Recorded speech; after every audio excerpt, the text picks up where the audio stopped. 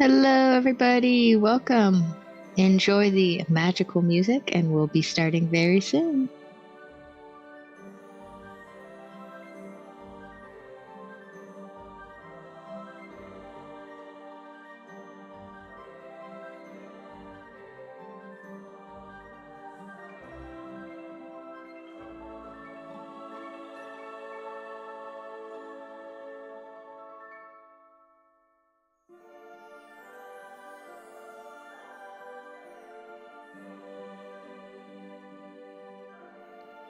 Hello, Pinball Gramps and Pin Daddy and Colin Baxter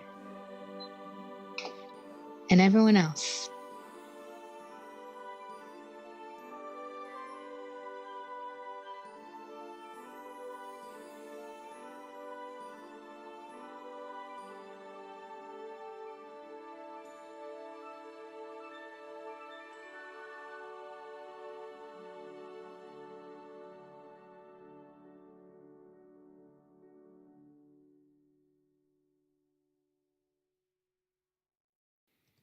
Hello, altered beasts.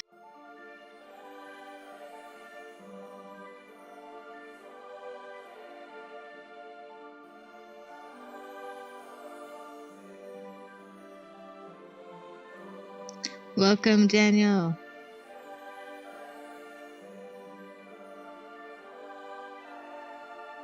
And email. Kyle's getting ready, and then we will draw the curtain very soon.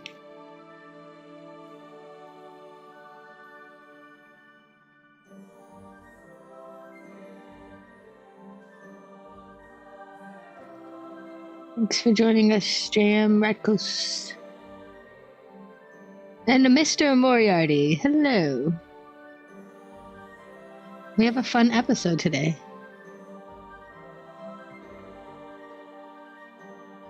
Ooh, Australia. All right. 7 a.m. Perfect time to work on your pinball machine or learn some tips and tricks from Kyle. Yeah, Michael Polero. Let's get that team center button. Action button. Yeah, Kyle is still in his trailer working with the makeup and hair technicians.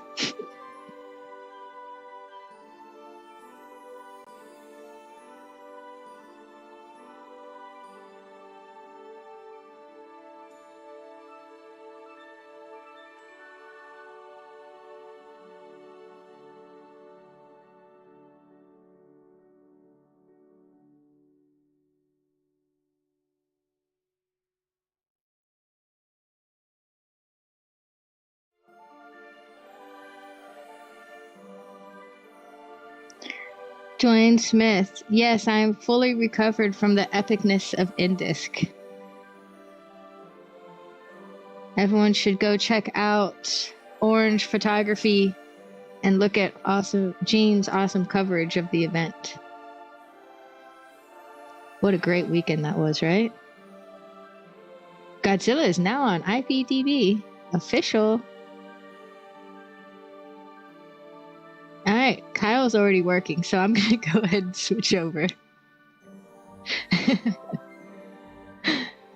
He's fixing. All right. Here we go, Kyle.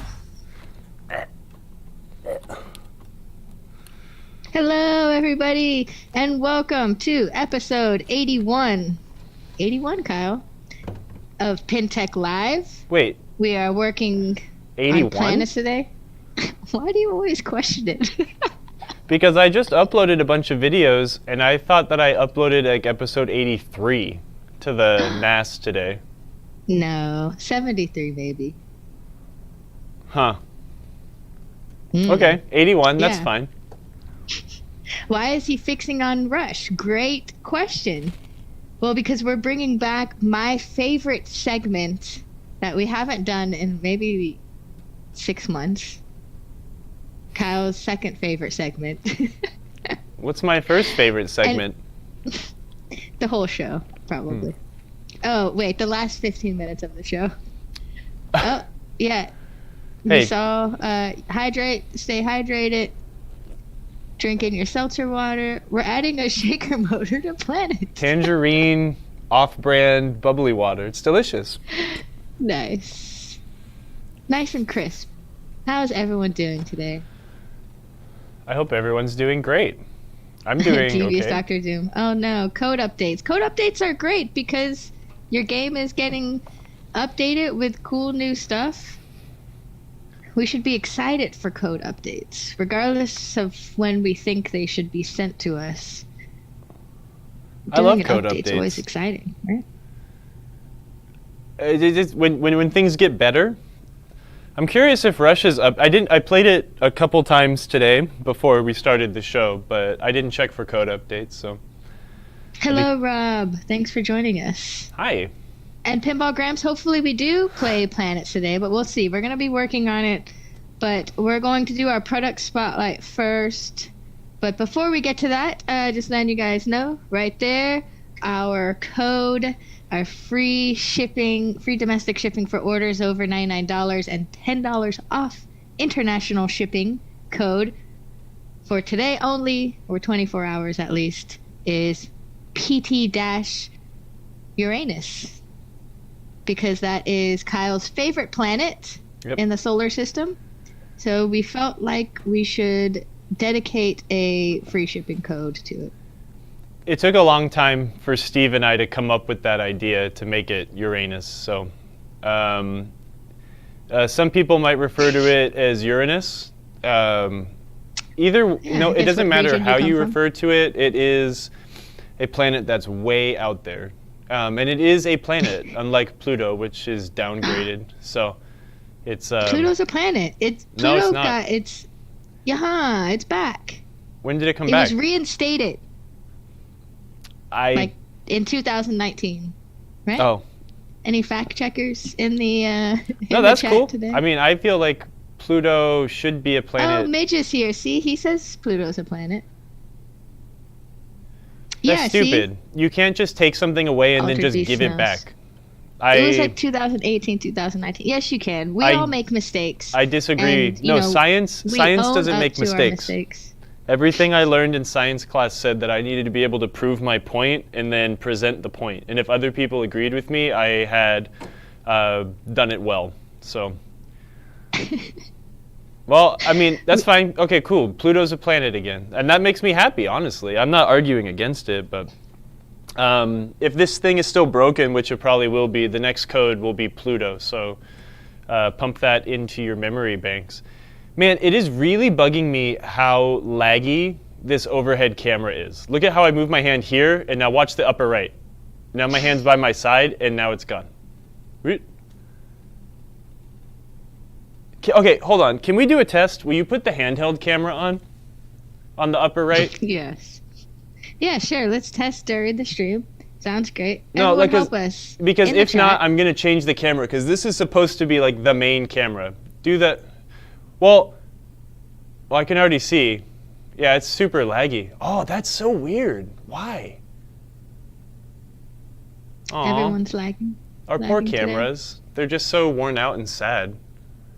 Well, thanks to you subscribers that continue subscribing to our sweet channel. We're going to upgrade. Allows us to upgrade and rebuy and side grade cameras. So, anywho, we're going to install the best stern accessory, arguably the best stern accessory for their new pinball like games. that for about 4 weeks.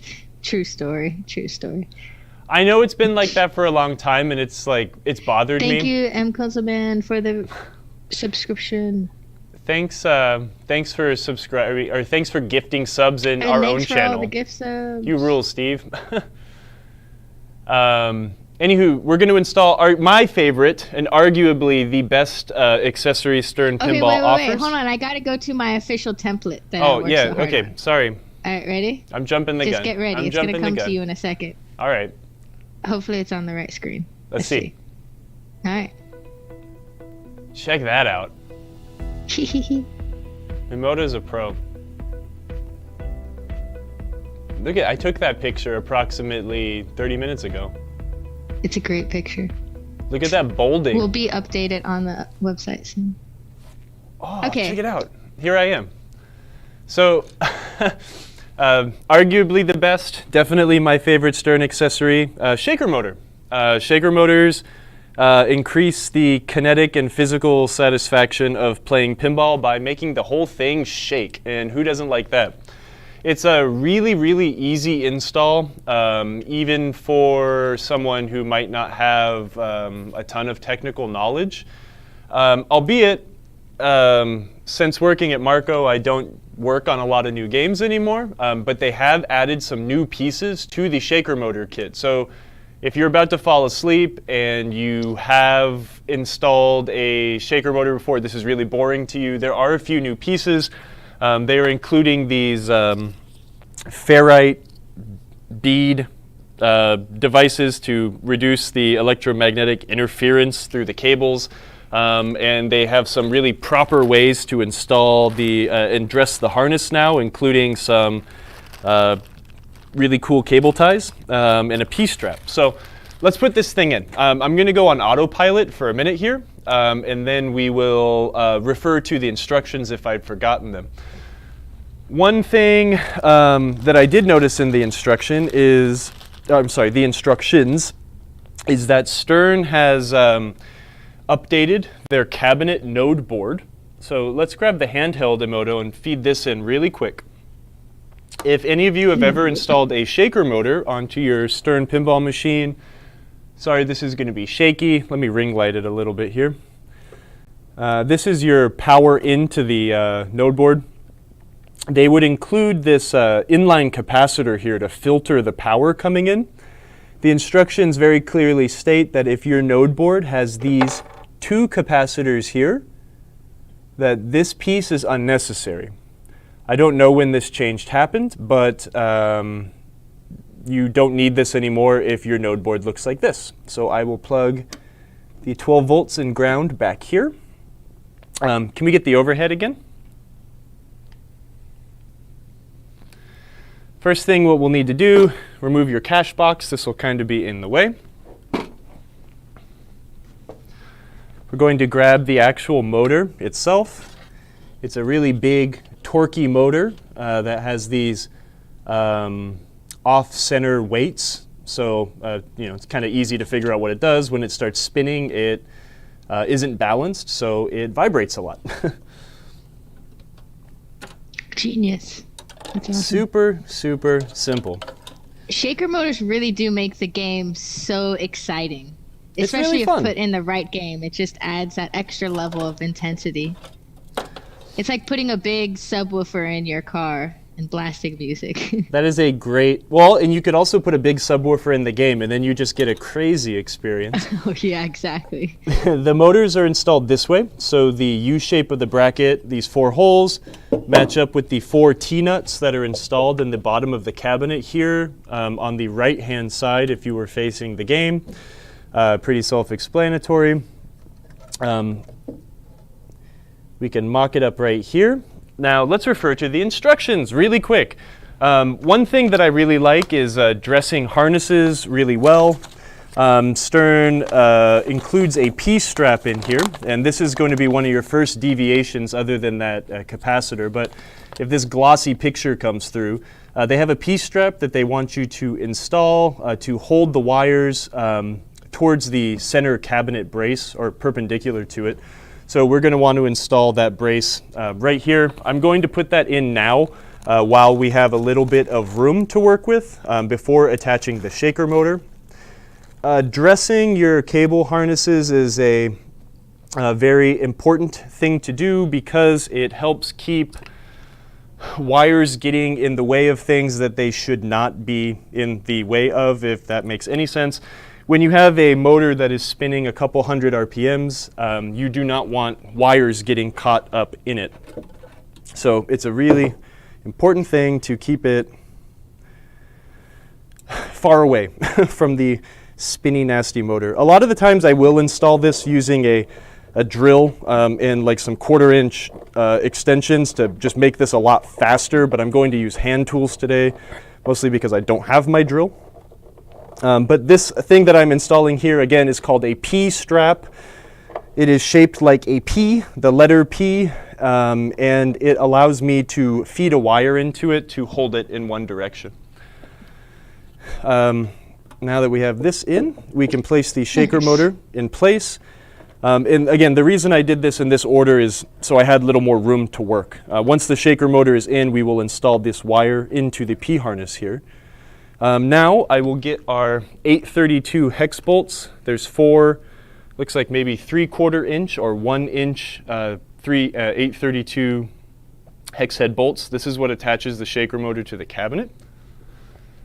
I'm going to use my magnetic nut driver because this can be a pain to... Are there pre-drilled holes in the bottom of the cabinet where this goes? Yes, and the T-nuts are already installed. I should have prefaced this entire installation. This is the installation procedure for a Spike 2 game. Spike 2 being any game from Batman 66 and later. We already talked about the 2 capacitors on this node board here. But the installation for Spike 1 or a SAM system game will be different. Depending on the era of your SAM game, whether it's a Vault Edition or an original run of something, you might have to run all sorts of harnesses back and forth. So this is the installation procedure on a modern Stern Spike 2 game. Very easy. Awesome. I think you can literally do this with 2 tools, a 1/4 inch nut driver and a set of flush cutters. Which is awesome. I like a 2-tool installation. Now we can snap these wires into the P-strap, which actually might be kind of hard because it's tight. I'm going to cheat. I'm going to use my flush cutters here just to open up the P-strap a little bit so I can feed the wires into it. Oh, look at all the extra work I've caused for myself now. Maybe this is not the correct order to do it in, just the way I thought to do it. Here, check it out. This is where we overcome. I'm going to stick this screwdriver in here, lift the P-strap up, and shove these wires inside. All right, they are now nicely housed. What we'll do is we're going to run this harness underneath the flipper button harness, the flipper switch harness, and we're going to run this along the back here. There are P-straps installed to hold the flipper wires. Since this accessory is coming second, I'm going to install these on top of the P-strap or the flipper wires that are already in there. I believe the step after this would be to install the ferrite beads, but let's look at the instructions just to make sure we're doing it right. So this is what I mean by dressing the harness, right? We want to get these things to hold it nice and tight so they won't move. Would this ever move? Probably not, but again, we don't want to get wires caught up in a spinny, scary motor. I'm going to rotate the camera a teeny bit here so we can see the left side of the cabinet. It's going to be upside down, but it will make sense. This is weird. Can we get the handheld camera in there? Check this out. And then you could have the left side show that, and I'll just swap back and forth. That's a great idea, camera director. Okay, here.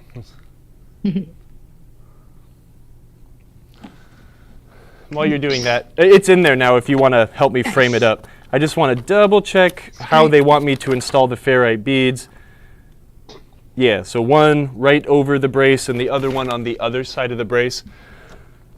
Here is the harness. Can you explain the beads thing? That's confusing to me. And no, I really can't, actually. I don't know how the principle... What do you mean by beads? I'm thinking like a bracelet full of beads. So this is over my pay grade, but there is a phenomena where using I'm assuming they are ferrite. That must be a mineral of sorts. Mr. Baxter. What these things will do is it reduces the amount of electromagnetic interference. There is probably instances where sensitive electronics in here can pick up on invisible frequencies that I don't understand and cannot see, and using these things will reduce it. Look, you'll see these a lot like on modern Williams games and modern Stern pinball games that use dot matrix displays. These will be wrapped around ribbon cables, and it eliminates interference. That's the only way I can really describe it. If you're interested in the phenomena, I bet there's a great Wikipedia article on the subject. So, electromagnetic interference. Let's work on this side here. If you want to switch cameras for me. Yep.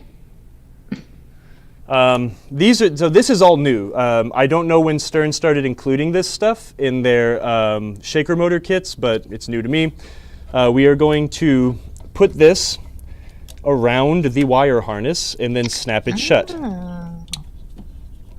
And since we want to dress the harness, we have been provided with these zip ties that have a hole for a screw. So what we're going to do, as per the instructions, is, let me remove this from the P-strap now. To keep it from popping open, it probably never will ever pop open, but again, let's follow the instructions. We're going to wrap these up. So how would I do that best? I guess, obviously, we want to wrap it the correct way. Oh, and then you use the hole to screw it down into the cabinet? Yeah, exactly. We'll do that. Now, again, this is maybe where some power tools might come in useful. Sometimes it is quite difficult to thread like a wood screw into wood without a little extra torque, more than your forearms can provide, but we'll see what we can get. I'm going to grab one of the provided sheet metal screws here. I'm going to move this camera. Then we are carefully going to insert this screw through the hole on the zip tie. And I'm going to try to bend the zip tie. Okay, that was not a great place to put the zip tie, but we're going to make do with what we did.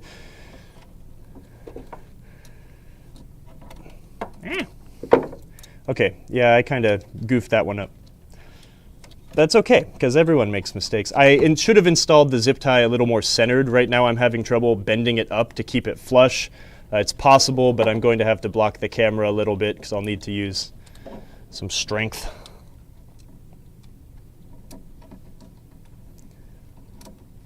I definitely wish I had my driver right now. All right. There's pre-drilled holes for that as well too, where you just... No, these are not pre-drilled. I need to make these holes. There are P-straps, again, installed on the cabinet brace, and that holds the flipper button harness. But these ones are going to need to be driven into the center cabinet brace. I will get one in, and we will probably just not install the other one for the sake of not rinse and repeating. But you can show us where it goes. Yeah, it would just be on the opposite side. I know that everyone in the chat really likes to watch Kyle struggle, especially when he's like, oh, this is super easy. And it is easy, but if I had power tools, this would be much easier.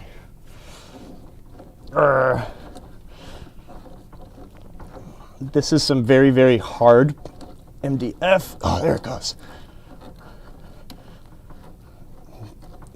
These cabinets are built out of quite sturdy wood. And again, this is probably 100% overkill. I wouldn't skip it, but the cool thing is now it's all secure. You know, if you move the game, if you're, bringing it from location to location, this is heavy. These things do weigh a bit. So, they're not going to be flopping around and putting undue stress on other things. As per the instructions, the other ferrite bead would be installed just over here. Yeah, can you switch to the handheld? Yep.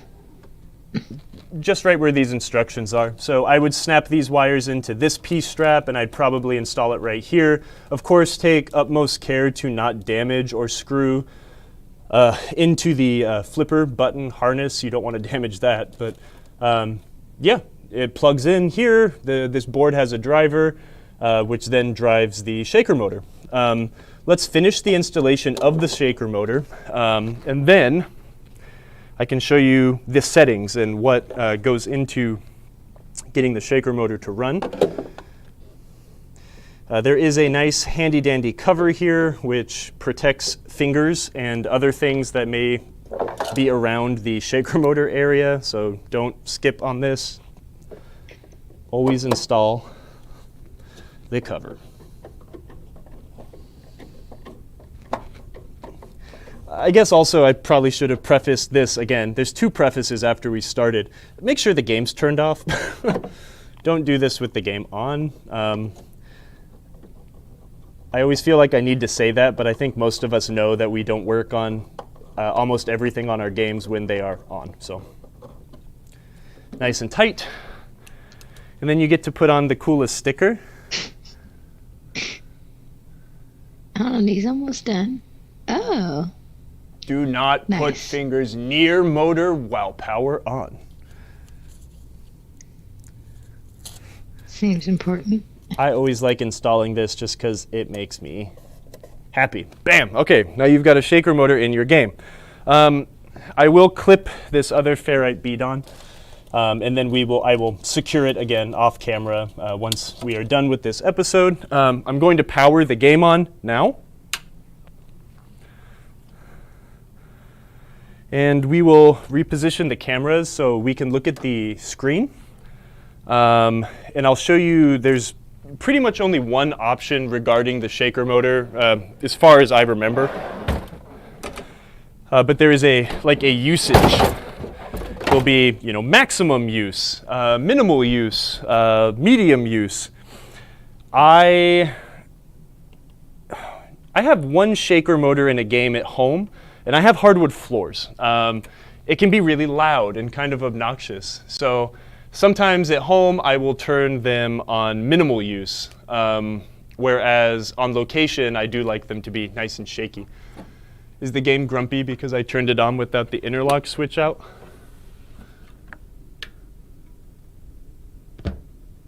Let's try that one more time.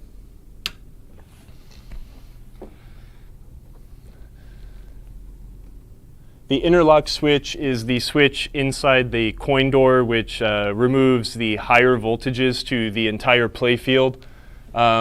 Sometimes the games will get grumpy if they are powered on without that switch on or in a certain state. Now the game While is you booting. wait, do you want to hydrate? I They said definitely your want to voice hydrate. Sounds parched. I do sound parched. Thanks for noticing and caring. Nice refreshing water. Okay, I'm gonna change that to like push-ups or burpees or something. I quit. Can you please put the handheld camera on? Yes. We'll look at the screen Oh, here. Just kidding. Wrong one. Oh my, hold on. It's a Before little I blown switch out to from the, oh, here, you know what? I can turn off this panel light. That'll probably make it a little better. Boop. So we're going to go into the menu. Okay, hold on. I'm going to turn the volume much down better. first. Hold on. Oh no, DMCA! Okay. We will go into our adjustments menu. I believe this is a standard adjustment because every game can have a shaker motor. And we will just start scrolling forward until we see it mentioned somewhere. I probably should have started scrolling backwards because I know it's definitely past the free play, etc. This is one of my favorite options, number 44. I always like to turn the shaker volume to low. Or I'm sorry, the knocker volume to low. That'll reduce the shriek noise just a little bit. It makes it a little less jarring. Let's see. Where is it? Where is it? It's probably like the first one when you go backwards. Come on. Oh, is it not? Okay, maybe it's one of the first feature adjustments. Give me a second. It's in here somewhere. Does anyone know where the shaker motor use setting is, or did I just totally miss it? Oh, yeah, oh, okay. it's the first one on rush feature adjustments, not rush adjustments. So my bad. Anyways, you've got some options here for the shaker motor use. You can turn the shaker motor off, no shaking. You can have it be used minimally, so only sometimes, moderate amounts of times, or long amounts of times. Tim Sexton seems to think that long is the perfect amount for this game. I'm going to leave it on the factory adjustment. Anyways, now that we have it installed, you can test it like any other coil. Let's see, what drive is it on? Shaker motor. Is the camera shaking? Wow. There it goes. Yeah. The camera shaked. You're not going to be able to see it because it's in a cover, but it makes everything shaky. Not that my hands aren't making it shaky right now. Anywho. Super easy. It makes the game really fun. You should buy one for any Stern game that you have because it's a rad accessory. Awesome. Going back real quick. Yeah. Michael McKenna asked in the chat, do you not have to wrap the wires around the ferrite beads? Oh, is that an crud. updated change? You know what? Obi says the bead implementation are new, but No. just to double check. Okay, no, you're right. No, I totally screwed that up because I was anxious and trying to get through it quickly. Thank you, Michael. Let's, Okay. Yeah, let's take a look at what that looks like too. Through the okay, give that guy a high five and knock me a day's pay. So through the magic of Hollywood editing, Emoto's going to take off that entire middle section, and you're going to see what you actually have to do with the ferrite bead. What we do here, I totally was spacing on that. I apologize. Look, I'm like some so-called expert, right? I'm going to use my screwdriver to pry that open. I have another one of those zip ties because I do use them pretty often, so I will need to cut that one out. What you're supposed to do. All right, I'm cutting. Hold on. Let me go to. Wait, not that angle. Can you even out the camera? I'm sorry? Yeah. Just readjust the camera so it's straight. I always find it hilarious, or I find it hilarious that I had instructions right in front of me and I read them like twice and I still managed to forget this step. Yeah, Michael, if you're still here, send me an email. I'll send you some stickers or some swag for helping us out on this. You're supposed to roll them through the ferrite bead, and the effect that will give is this. I'm going to look at the instructions and see if Stern recommends a double wrap or if it is a single wrap. It looks like one time is just fine. So, hey, you know what? I got 1 out of 2. Just hook you up at TPF? Okay, I got you. So something like this, right? So we need the wire free. I'm going to insert like one of the zip tie ends as close to the bead as possible. I'm going to tightly, not, crazy tight, but I'm going to very snugly wrap the wire through the ferrite bead and then snap it closed. This is the proper orientation of this bead. That being said, since I will need to do that downwind here a little bit, I'm going to snap this open one more time and I'm going to move it up one more zip tie to make sure that I have plenty of slack. So we're going to move it from there to here. Run it through. So it's just wrapping it around once? Just wrapping it around one time, like this. Awesome. Thank you for catching that mistake. If that went out online or something, that would be a bad mistake on my part. So thank you for catching that. So you can edit that out, right, Emoto? Yes, I can. Adjusting the crookedness of the camera angles, however, will be a little bit more difficult. Hey, just so you know, last week I was complimented multiple times on my the camera angles and camera works, etc. Not last week, the week before that. It made me feel good. You're like, and yeah, then whatever, after you man. got those compliments, you were like, okay, I'm done. We're a bit crooked and upside down. A little crooked and upside down, but you know, that's kind of just how we are. I'm just going to install this dang thing now. Actually, no, I need to wait because I'm going to need to fix this one. Anywho, this is how it goes. Yeah, let's do it. Can you, but for real though, can you adjust the camera? Just give us a more even shot of the cabinet. Well, we're kind of done now. I need this to be free and open so I can wrap the ferrite bead, or this bead around as well, if that makes sense. If I tie this down, I'll have to undo it. So I'm just going to leave it like this. I will finish the installation after, but again, this attaches nice and gently and away from the flipper wire harness against the cabinet brace right here. And then you're happy as a clam, and you can go and shake away. Awesome. Ta-da! But yeah, cool. So here's a pro tip from someone who some people might consider a sort of a pro. Always read the instructions, no matter how confident you are.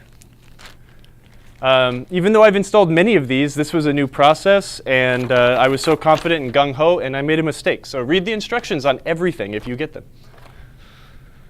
Someone spent a lot of time writing those instructions, and I discounted them because I thought I was smarter than them. Shot's fine, Carrie.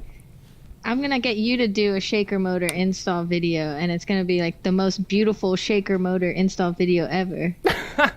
Well, you should. This was just a product highlight. Emoto, how much are these shaker motors? They are, I believe, $119.99. Also a relatively cheap stern accessory. Now here, let's talk about this too. There are aftermarket. There are not stern official shaker motors out there. You don't really need to save that $50-$60 so bad to like buy a offshoot one. Buy the official one.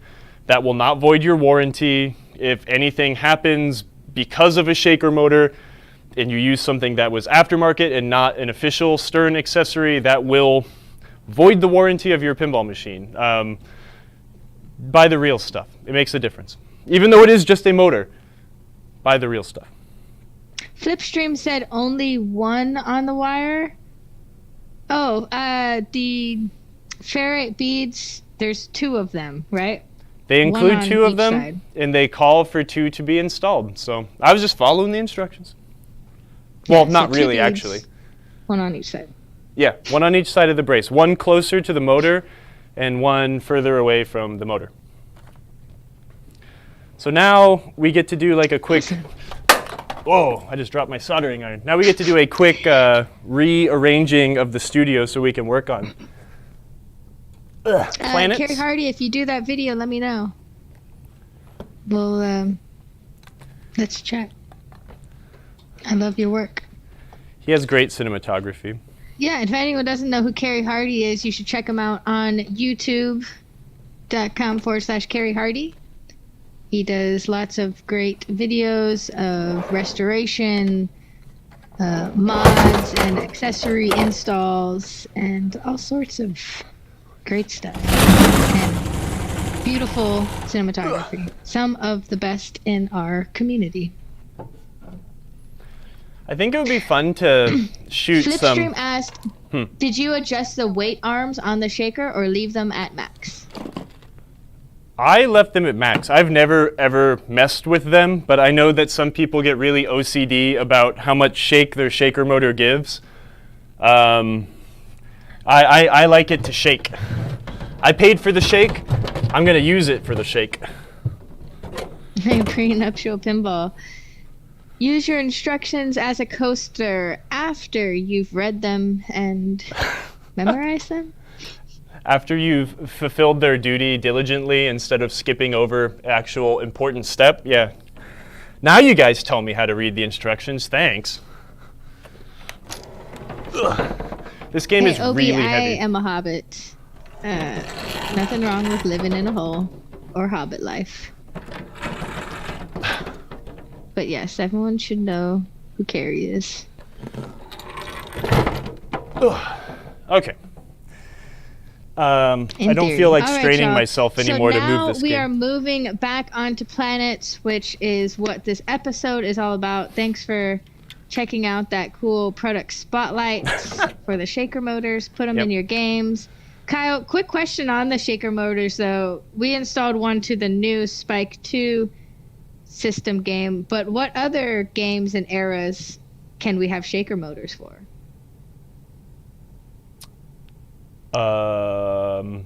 When it comes to Stern games, they support them from the SAM system all the way forward. I don't remember what the first SAM system game is, but like Tron, Transformers, NASCAR's White Star. Basically everything from I put them on the spot. Rush until at least Tron and Avatar and older stuff. Yeah. Shaker mode. The first game with a shaker motor was Williams Earthshaker. Oh, that makes sense. Kind of cool, huh? Yeah, absolutely.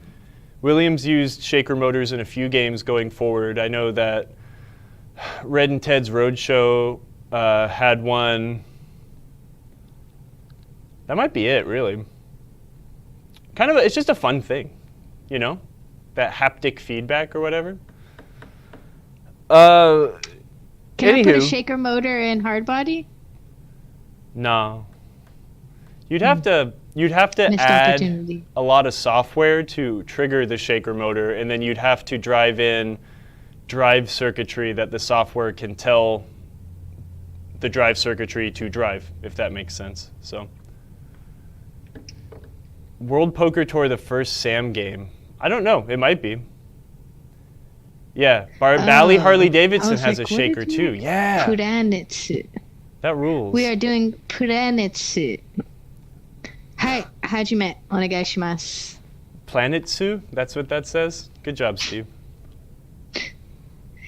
He spelled out planets in Japanese katakana. So like Godzilla, you know, in Godzilla on it, you see those three characters that's saying Gozira. Yeah. So what he put is Godzilla's gone. Puranitsu. Planetsu. Good job, Steve. Thanks for catty-kanaing us today. Does hardbody take a pin sound? Oh. I don't know. Let's move the lockdown bar out of the way. Actually, wait. Now that I have a table, I can put my chair back. Bally Harley Davidson has a shaker, according to Dewis.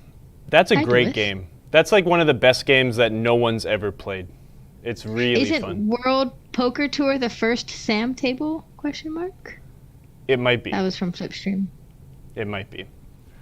How do we set away messages on here? I don't know. What year is it? Transmission Arcade.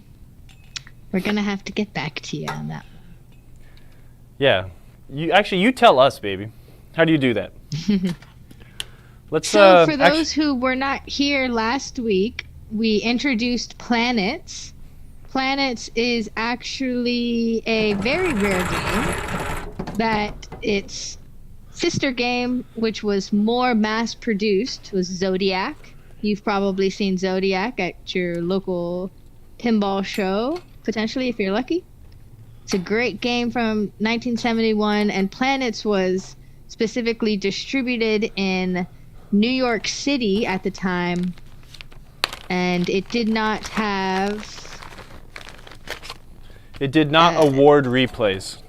It did not award replays. I don't think it awarded extra balls. I don't think it awarded anything so you can see, fun like that. In the back glass difference, this little box right here next to the Z in Zodiac, that's where it would give you your credits, awarding free credits.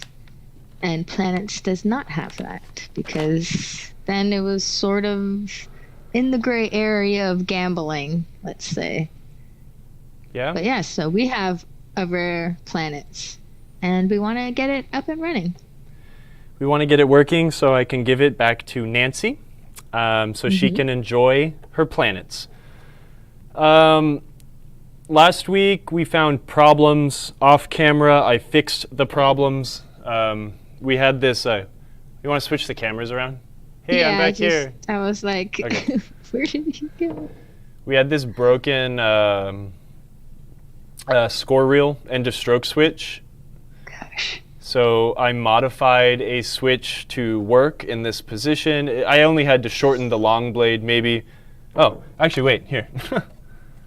Hold on. I have to adjust this freak of nature camera. Yeah, while you do that, I'm going to actually, I Come brought on, little Billy. another one of those switches. I forgot what part number this is. Yeah, PTV cameras. That's what I'm getting next.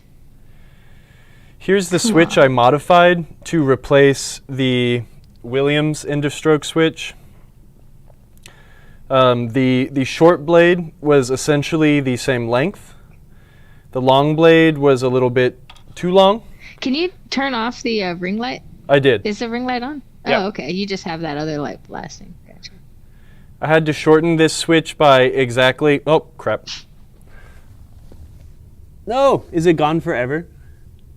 I had the bit that I cut off and now it's gone forever. Oh, it's okay. That's very uninteresting anyways. You got my PTCs. I had to cut this thing down. It's Lit Pinball. Hello. What's up? Howdy. Hope to see you at a show soon.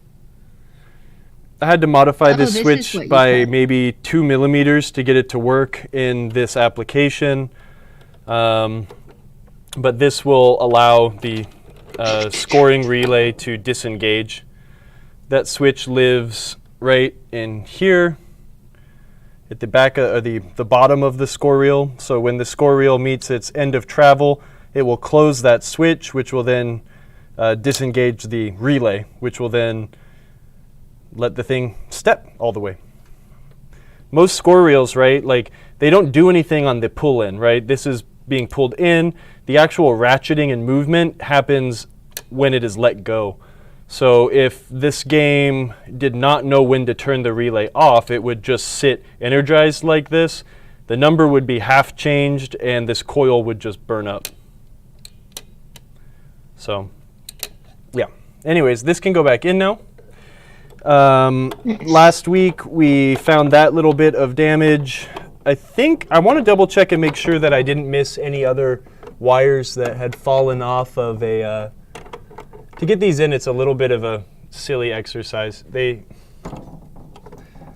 got two mounting brackets. To ask, how do you... You've got this plate here, this plate here. You've got this notch here, and another notch here. So you get them in line, cock it down so you can catch that lip right there, rotate it forward, and then push the retaining wire in to clip it in place. Okay, so it's like a...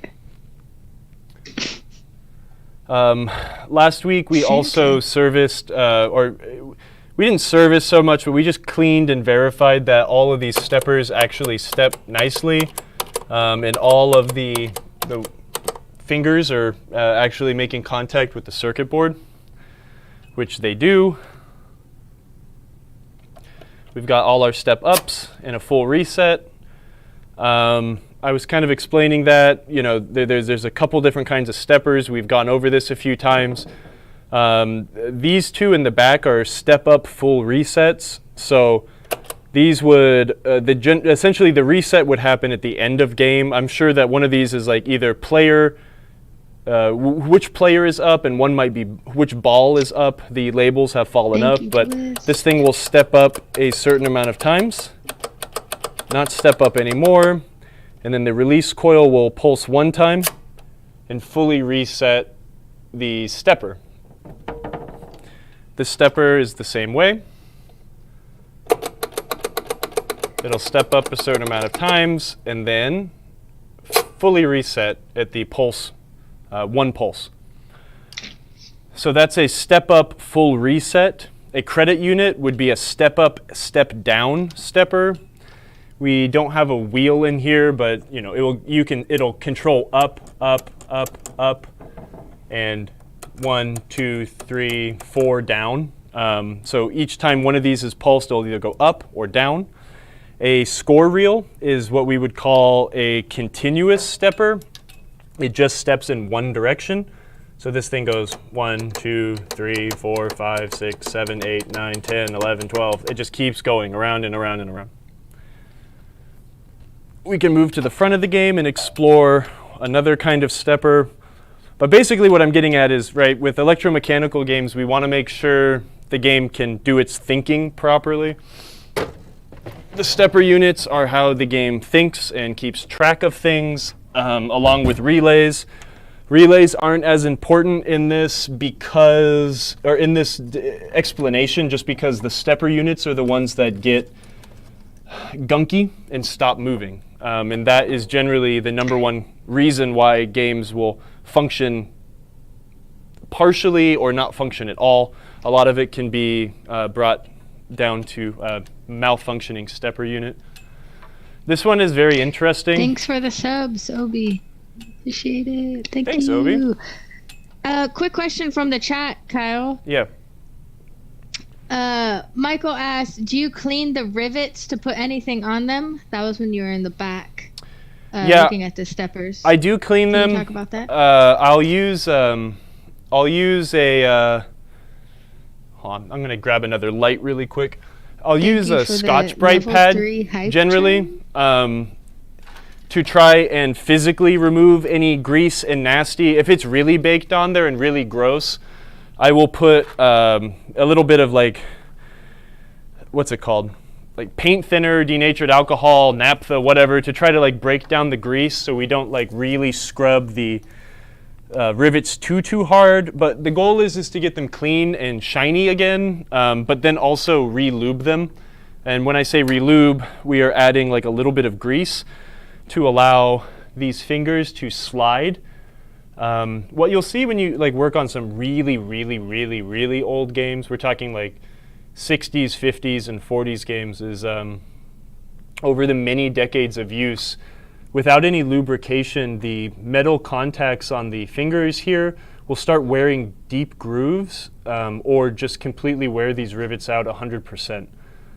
And that's not good. It doesn't work well when you don't have a contact surface. So we add the slightest, teeniest amount of grease. I do. This is personal preference, but most people do it this way as well, to allow a smooth glide. You're not putting a bunch of grease on there to, you're not slopping it on there. Less is absolutely more. I do not have my second parts box with me today, so I cannot demonstrate that again, but I have demonstrated it on other occasions. And Michael said, make sure it's known that extremely light grease. Yes. Because over time, they'll start lagging again. Less is absolutely more. No globs, people, says old school EMs. Dick asked, do you use a contact cleaner? What type do you recommend? No. I don't use any contact cleaner. The only time I'll use a solvent to clean things is when I am removing old grease or when I'm cleaning these. Contact cleaner is flammable, and switches make sparks, and WD-40 contact cleaner, anything will make your pinball machine catch on fire, and that's not the state you usually want it to be in, so I do not recommend using anything like that. Okay, before we move forward, can I do 2 requests? Let's pan the Sony camera. Oh, dude, yeah, I'm sorry. Over to the right. Yeah, so we can see you and planets, or you can walk it over, actually, would be better. And then, yeah, get in there. Something like that. And then to the pile stand camera, if you can angle it a little bit more in the playfield, and we have a little bit of breaking the fourth wall. Oh, well, oh, yeah, Just that kind of breaking the wall. Okay, yeah, let's do that. Well, here, let's, I want to show 2 angles of this just because I find these very fascinating, and this is another unique kind of stepper. This is a step up, step down, full reset stepper. This does all 3 functions. So beautiful. Gottlieb was really bad at this. Like if we were playing my Jack in the Box, there's a stepper that steps 10 times to check for bonus, right? At the end of the ball, Every single time at the end of the ball, that stepper will step 10 times to try to find any bonus and score and be done with it. Now, again, this isn't the proper comparison just because in that application, that's exactly what it needs to do. But Williams figured out a way that used 3 coils to do a step up, step down, full reset. So this coil will, or this stepper will go up. It can also step down one at a time, but it can also step all the way back to reset at the same time, which I just think is so cool. They do that using Oh, it's lit pinball. Thank you. Y'all are the best. Man, yeah, you guys rule. Thank you. Oh my gosh, there's like, it's like raining stuff. Even on after Twitch. I made a silly Hype mistake on that train. shaker motor, you guys still love me? Thank you. Level 3 completed. Thank you. What is level 3? The 3rd level. Man, you guys rule. Now we're level 4. Wow. I'm going to get another light It's on this, lit. just so you can see the mechanism, and then we're going to try to turn this on and see what it does. So this is the same stepper, a step up, step down, full reset. So we've got our coil here that drives the unit upwards. And that's a little sticky. This one drives it downwards. But if the game is going to reset and it needs to reset back to 0 very quickly, it will pull in this relay coil, which will make this armature not snap back. It'll hold this armature in, and when this energizes, it does a full reset. And I just find that very fun. I don't know why. I just really like this stepper unit because I'm weird, but it's cool. You guys can be weird with me. It's a little gunky, actually, so I'm going to grab my screwdriver here and see if there's any grease. I might have to get in here and service these guys 100%, but for the sake of the show, let's see if we can get these started. There might be a bit of residual magnetism here, actually. What do you do if you have residual magnetism? You've got to replace this plate or demagnetize it somehow. You can see here on this, the actual wire form that makes contact with the this pawl that lets it fully reset is made of brass or copper or something. And that's there to try to keep the magnetic effects of this relay coil and this plate from keeping it all stuck together. I guess in actual function, right, like even if this was stuck down, the action of this stepper moving would then, break it, but I don't like relying on that. I'd rather have it fixed 100% and have it done right. Let me, really quick, just check this one too.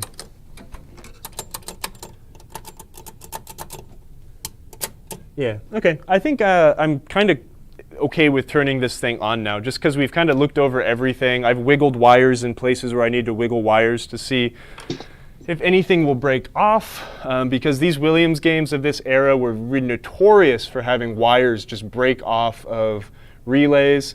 Here's things to look for too, right? Actually, here's something good to see.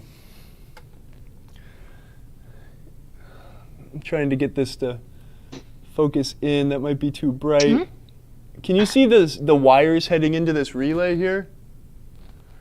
It might be hard to tell, but they're kind of scrunched together. I bent this bottom one down, right? We don't want these wires shorting against each other. So especially when you get a game that is unknown to you, just use your eyes to try to find these problems, because you might save yourself headaches going forward. I'm going to check all these relays just to make sure things aren't touching and bent where they're supposed to be, not touching and not bent. Mostly look okay. One thing you do need to really get used to, or one thing you really need to check on these older Williams games too, are the score motors. The score motors on these games. 11 months. Thank you. Dang, thank you. Man, you guys are cool. This is going to be hard to get an angle of because I really don't want to take the playfield out again, but this is the score motor here. This guy, there is a motor, and that will spin, and that will allow the game to do more complex thinking with this bank of switches. But I don't think I did this when the playfield was out, but I don't see anything super scary. Again, what we're looking for is wires that aren't attached. I'm going to paw at it like semi-aggressively to see if I can get things to break off their switches. They're not. This doesn't look like anything has ever fallen on this score motor. Sometimes when the playfield will fall or people will drop things, it will damage and bend those switches up. And it doesn't look like that at all. I'm going to check this relay bank in the back really quick with no camera view, just so we can see if we can get this thing on and it's safe. What I'm doing is really just checking to see if the game is safe to turn on, and we're not going to cause more damage by turning on a game that is unknown to us. Yeah, don't rush this part. I think I said last week, like, I mean, if I get a new game, I won't even plug it in, you know, for hours until you've just done your first couple checks to make sure everything is happy. Plugged in properly, right? So I'm going to plug the game in now. Oh, we got something. They're delivering little Pokemon emotes to everyone. Really? What Pokemon? It went by too fast. I want a Squirtle one. Oh, Squirtle? Yeah, it looked like a Squirtle. It could be like a knockoff Squirtle, though. When am I installing the shaker on this one? Bro, that's classified. I'm working with Stern R&D to make shaker motors compatible with every pinball game ever. No. Okay, so we're going to turn this game on. This is the first time I've ever powered this game on. We got an owl. We got a rush owl. Oh, really? Sorry. I got excited. Oh, look at my face. Hi. Ew. You don't want to see that. Get out of here. Yeah, we're going to make pogs with your face on it. Oh, God. You have to let me choose the picture. It can't be that picture that I had to upload to... Oh, make it be the one with me holding the Windows 95 disk. Please. No, it's gonna be your emote. But that one's creepy. Where'd you even take that picture? How did you get that? California Extreme 2019. Oh, that's why. Being creepy. Okay. When we first turn this game on, we are going to... When you power a game on, usually it'll power up in a tilt state, right? The tilt state will essentially will reset the game. You have a lock relay or something like that which energizes when a game is powered on. If it loses power for whatever reason, it will turn off, and that essentially like wipes the state, right? So you can't have an electromechanical game going and then turn it off in the middle of a game and turn it back on and have it be right where it was. Anyways, what I'm saying is when we turn this on, we want to make sure we are listening to make sure that nothing weird is happening, right? We're going to listen for relays to be stuck on, or we want to make sure the motor is not consistently running and can't reset. So here it goes, nothing. We've got power, right? So we've got general illumination, lights are on. The biggest unknown to me on this is how the game credits up. Again, an electromechanical game will kind of work backwards from how like your normal solid state game will. So like, you know, you're at home playing Viking, or you're at the arcade playing Viking, you put a quarter in, you get a credit. You put another quarter in, you get another credit. Then you push start, that takes a credit away, and then the game starts. Most electromechanical games, as soon as you put currency in, so like in this game's case, like a dime, the game would immediately start. The credit unit was there to handle free games awarded to the player. So if everything is going fine and dandy, I should be able to hit this switch. Wow. Well, it did something. But that's what I'm trying to get at now. Actually, to finish that thought, since this game doesn't reward replays, I have no idea how it starts. Generally, I can go to the zero credit switch on the credit unit and tie those wires together to make it seem like it's always got a credit on it. But I have no idea how it's wired. There's no schematic for this game. This game uses essentially the same schematic as Zodiac does, which is a replay game. So I've put a credit on it. It did something.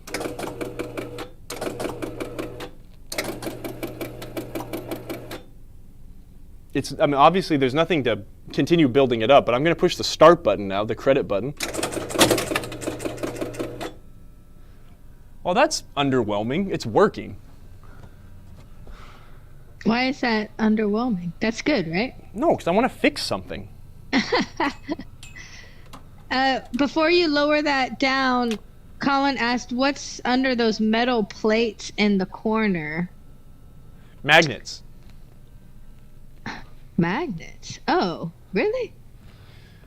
Really? Oh, yeah. You were talking about the playfield having magnets that grab it at the top of the playfield? The balls? Yeah. Okay, so looking at some we'll things show you. here, I think, okay, so the, this actually might be my fault, but the tens reel, it didn't reset all the way, so I might have bungled some switches a little bit, and it will not allow it to reset back to 0 points, or yeah, 0 points. And the flippers aren't working right now. There might be something in the circuitry that says that the ball needs to launch before it will activate some relay to allow the flippers to work. Again, since this game is one of those goofy ones with a center launch. So I am going to reinstall the door harness. And I'm just quadruple checking I'm plugging it into the right place. There's only one spot, so I'm going to go with my bets there being that is correct. I'll simulate a ball being in here by maybe pushing down on the out hole button. I don't know if that's required for it to complete the circuit. I'm going to hit the launch. And the ball launch did function. And now the flippers are live.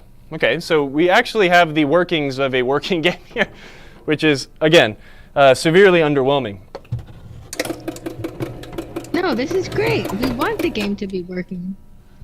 Most people would be happy right now, but now we don't get to do episodes of fixing. We just have to do episodes of cosmetic repairs on this beautiful old game. Right, which is important because you were saying the playfield, to preserve it, it had some wood chipping maybe?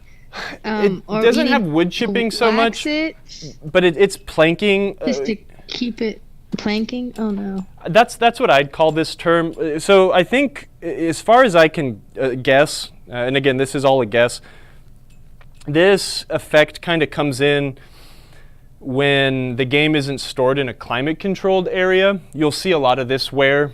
I think what it is the expansion and the changing of the wood and the paint interacting with each other in heat and cold cycles that are extreme. So we can see, you can see, do you see that planking? Does that come through at all? Is that visible? Yes. Yeah. Yes. So what we need to do is we just need to be really careful as we touch the playfield. I'm not sure, and I wish that I got to talk to Mark about this, but I think Mark tinkered with this game a lot over the years. And because it's relatively clean, it doesn't look dirty, so I think someone has been in here to remove dirt and schmutz. There were new rubbers put on it at one point. We'll probably replace all of these anyways. But what I would end up doing with this playfield is waxing very, very carefully. Very gently and carefully. And maybe we'll get to that on the show a little bit. But Yeah, they had I talked to Nancy about it, and they had a technician look at it a while ago and do a lot of fixes on it. And then the more recent cleaning up was Nancy actually coming into the studio and re-rubbering it and doing some light cleaning. good job, Nancy. Yeah, she did a great job. Now, that being said, though, like, I can't say that we're totally out of the woods because there could be a lot of broken stuff on this game still. We don't know. I think so. There might be things to fix, but I do kind of enjoy learning a game and going through and figuring out how the start sequence works, because generally they can vary. I see someone saying hydrate here, but oh, it's Obi. Is the chat frozen? There's only 2 people that use that action. I turned it on because I was so curious if My dudes. it was something people used, and they love it. Oh, he did it again. I'm going to find a changing it. pinball. Push-ups. You know what? I'll next steal week. a pinball from Rush. Let's see what we get. We'll just slap a ball around a little bit. Prenup Pinball says maybe multiple thin coats of wax to rejuvenate the wood. Yeah, exactly. When Chris and I would work on games, I mean, we would always say we're gonna make it juicy. right? We're gonna work the hydration and protection that some carnauba wax will build back into the game. But Nice. I mean, let's see what works, right? I mean, of course, it's going to need a lot of adjustments, but Oh, it's so laggy. it's so laggy. Something's in between a switch Perfect. hit. See, I hear something buzzing. So there we go. Let's look for Great that. sound. What is buzzing? Now, relays can buzz. That is something that they do, but we need to figure out which relay is stuck on right now. I'm going to try to figure this out really quick. Ow. Dang. That's not supposed to happen in studio mode.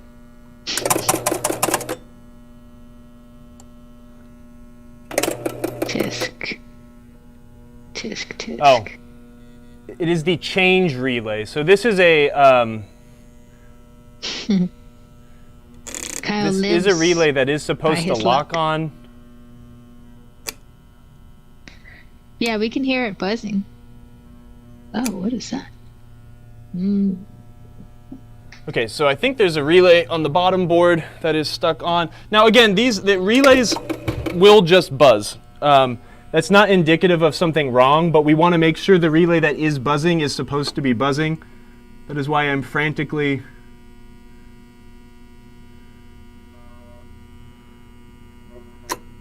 Not that one. Okay, so the relay that was causing some buzzing was the ball in play relay. Now that may supposed to be buzzing. I don't know. What happens now? What if I re-energize that? Hello, CNK.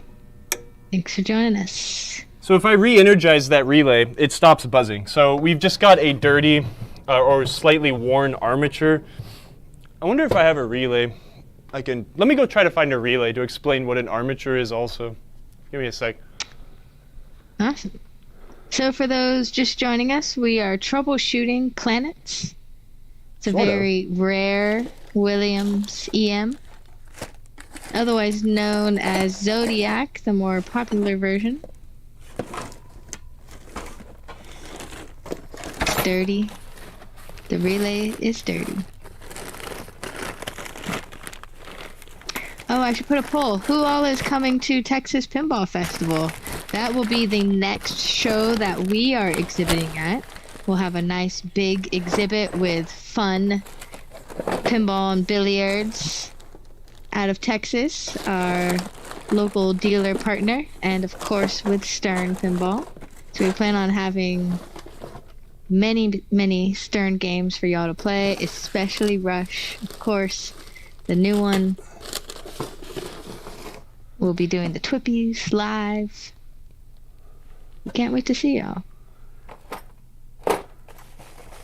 History of Pinball booth. Yeah, that's awesome. I love that booth. I have lots of B-roll of it from back in the day. I'll plan to take some more too. Always a great. Y'all have some amazing pieces that you bring. Obi, thank you for the Marco Discord bump. This is for after hours. If you want to continue to chat with all the awesome people on our stream, chatting away. You have any pinball repair issues you're stuck on? That's also a great place to chat with people and get some ideas. Share photos of your pinball pets. Kyle is playing with his balls. Always. I can't find a relay, so 3 pre-war games. Oh my gosh. That's going to be awesome. nice. Oh, At the History of Pinball booth at TPF. I like pre-war games a lot. I think I do I'm starting to enjoy flipperless pinball more than I'm flippered learning all pinball. the Twitch stuff.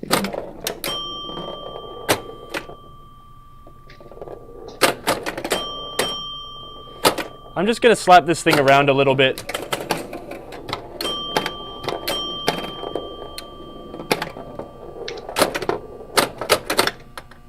Okay, so something is buzzing still. That's reset now. All right. But I made a poll for Twitch. For everyone that's on Twitch. If you're not on Twitch, join us.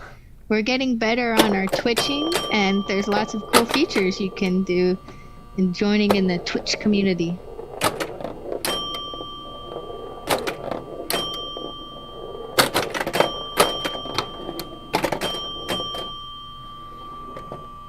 John S. says, in what city in Texas are you going to? $6 million guy. I'm not a master twitcher.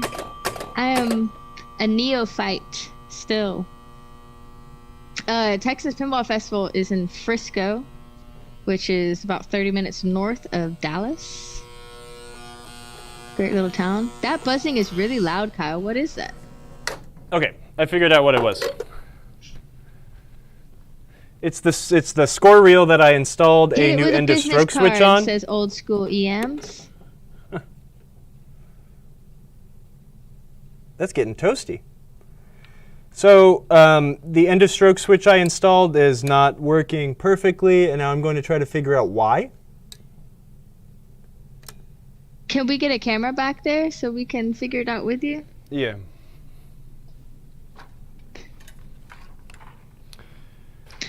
I want to view the results. So far on our poll, oh my gosh, 75% of people right now said no, they're not going to Texas Pinball Festival. Texas is far away from a lot of people. But worth the trip. Definitely one of the biggest pinball shows of the year. It's a great industry show for pinball. All the large manufacturers come out there and a lot of times announce new games at Texas. It's Lit Pinball will be the first time visiting Texas. Yay! Can't wait. CNK asks, any quick ideas on extra points on a bonus countdown on an EM? Yeah, what kind of EM? You've got what kind of? You've got. I mean, your bonus stepper is probably not stepping cleanly, and that will cause that to happen. Craig, we will be at Allentown Pinfest this year. We would not miss it for the world. Pinfest in Allentown, I believe, is June 13th. Oh, I was off. The first weekend of June. First weekend of May. May 6th and 7th. In Allentown, Pennsylvania. Arthur Pendragon. Yes, we will be doing lots of Marco TV content at TPF. So we'll be streaming all weekend long, interviewing cool people, maybe checking out some of the homebrews that are being brought. And then, of course, the TWIPY Award Show Saturday night will also be streamed. That will be on This Week in Pinball's YouTube page to find that live stream. And maybe our Twitch. We can host it. Too. Mm-hmm. If not our Twitch, then possibly Deadflip's Twitch, since he is a host of the Twippies. We don't really care where it's broadcasted. We just want it to be broadcasted to as many people as possible so we can all enjoy celebrating pinball together. Okay. Will I be you didn't streaming change the Kyle camera. building the Marco scaffolding by himself? No, because Kyle usually doesn't touch the scaffolding. What? Yes, I do. We need him for his height. And yes, we'll stream setup too. I love streaming setup. It's fun. Sometimes I have to mute the mic though because it can get out of hand with their working chatter, if you know what I mean. All right. Can you put the back camera on? Yes, I would love to. Oh my. So Hello, Shifty. I adjusted the switch, but what I want to do is I want to see what's going on and why the coil was not releasing. So this is a 10-point relay or a 10-point switch. So I'm going to hit the score reel or the scoring relay. Nice. And it stays stuck on. Yeah, we never have to bring ladders to shows when we have Kyle because Kyle is our ladder. That's right. Let's see. Okay, so you said it's stuck on? The switch gets stuck on when it... Yeah, so the Scores end of 10 stroke points? switch I installed is not functioning and the way it should. And now I need to figure out why. I do want to,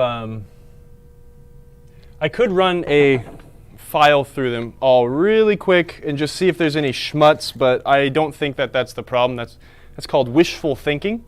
I guess I'll use the Plastone too, just because it's non-conductive. Texas barbecue. I'm so hungry now. How are you hungry? You just had lunch. Well, I ate half of a taquito and then we got busy. Half of a But taquito? Prenup Pinball was talking about Texas-style barbecue, and my stomach started grumbling. I'll stick with my Carolina-style barbecue. Yeah. Can you recommend any actual restaurants we should check out that we can take it slit pinball to? Yeah, we're all getting hungry, huh? Maybe that's what the channel point should be. Everyone in the chat, take a bite of a snack, a pinball snack. A pinball What's the snack? best pinball snack to eat while working on a pinball machine? You Nothing. shouldn't be eating anything, right? Yeah. That's probably bad. You'll give yourself great I'm lead not gonna poisoning. make that a poll. Here, I'm going to take the switch out of the equation here and short these together. Okay, that isn't the problem then. Okay, so now I need to bust out the schematics. I really don't remember this circuit 100%. Give me a sec here while I get confused and look through the schematic, and then I'll see if I can teach something off of this really quick. Oof, this is a very hard to read schematic. Can you put it somewhere? We want to see the schematic. If I can't read it, you can't read it. But yes, you can see it in a second. Oh God, this is Beef awful. jerky. I know. Player Stop 2 listing relay. out food. It's Oh, player making it relay. worse. A 10-point relay. I'm gonna pull up the schematic on here.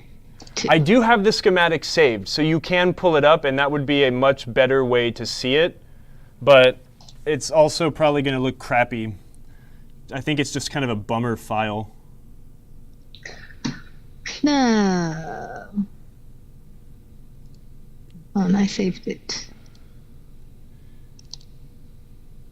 Score res relay? What is the score res relay? Uno momento. Oh, score reset relay. Yeah, okay, so the score Arthur reset Pendragon, relay can also KC pulse the barbecue first for player the win. 10-point drum unit. All right. The 10-point relay. Looks cattywampus. Everything's cattywampus. But hey, you know what? All right. But these are easy problems to solve, and this is me just reminding myself how to work on a pinball machine. Let's see if I can get this in. This was our pin wiki. Where's the 10-point okay. relay on this schematic? 10-point relay is E16. Oh, and I can't read any of them. 10-point relay is turned on by 10-point switches. The first player 10-point drum unit EOS switch. So yeah, it holds itself on until the end of stroke switch kills it. So why the end of stroke switch is not killing it is what I need to figure out. Are all of these working, or are they equally crappy? Is anything missing off of any of these? Is there some goofy solder blob that I missed? I don't think so. It's a big blob of solder, but it's two big fat wires hooked up to each other. Hmm.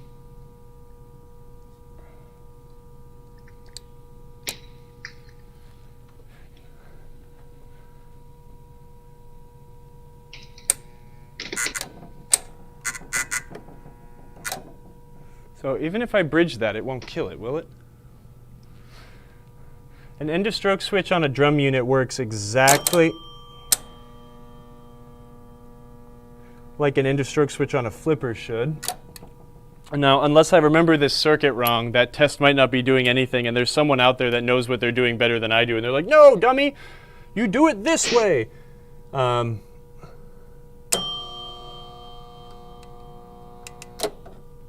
That shorted it off. Okay, so here's the annoying part. So this looks like it's brown and maybe yellow. This is where wire color is so important, and it's such a shame that this has no wire colors still, because it can make issues hard to track down from the relay side. But what I'm going to try to do is pull this wire a little bit out of the catgut, the loom here. It looks like brown yellow or brown white. I should get the manual. The manual also has, the manual for these older Williams games actually have all of the relays and their switch layouts. I don't know what camera's on because Emoto's looking at IPDB right now. But sometimes that will help me remember what's going on. I was gonna pull up the manual. Oops. What wire is this? That's green and black. It's white and maybe orange. And what was I looking for? Brown? Brown and yellow, possibly?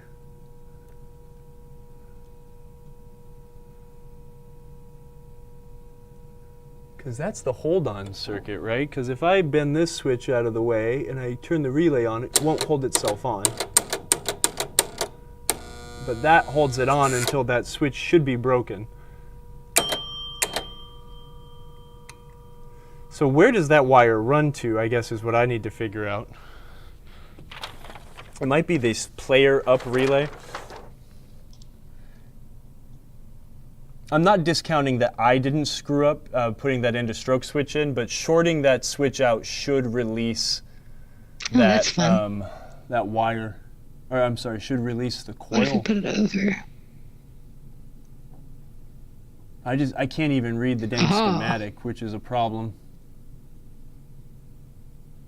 This is a really simple circuit, though. I should be able to look at it on another game that might have a better schematic, and then I can figure it out. Oh, rad. The spinny disc.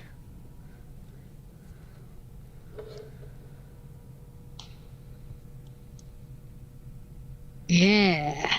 Yeah, fabric insulated wires gives me a nightmare sometimes too. I mean, they're fine when you can read the colors and if they're not frayed super bad, but they do catch on fire a lot better than yellow ones.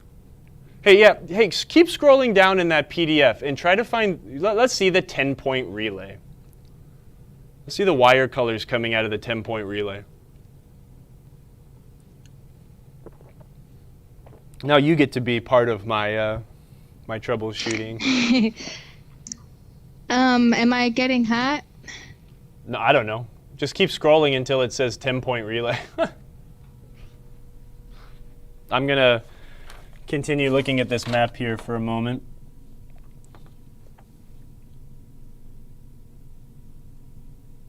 Oh, I didn't see Uranus relay.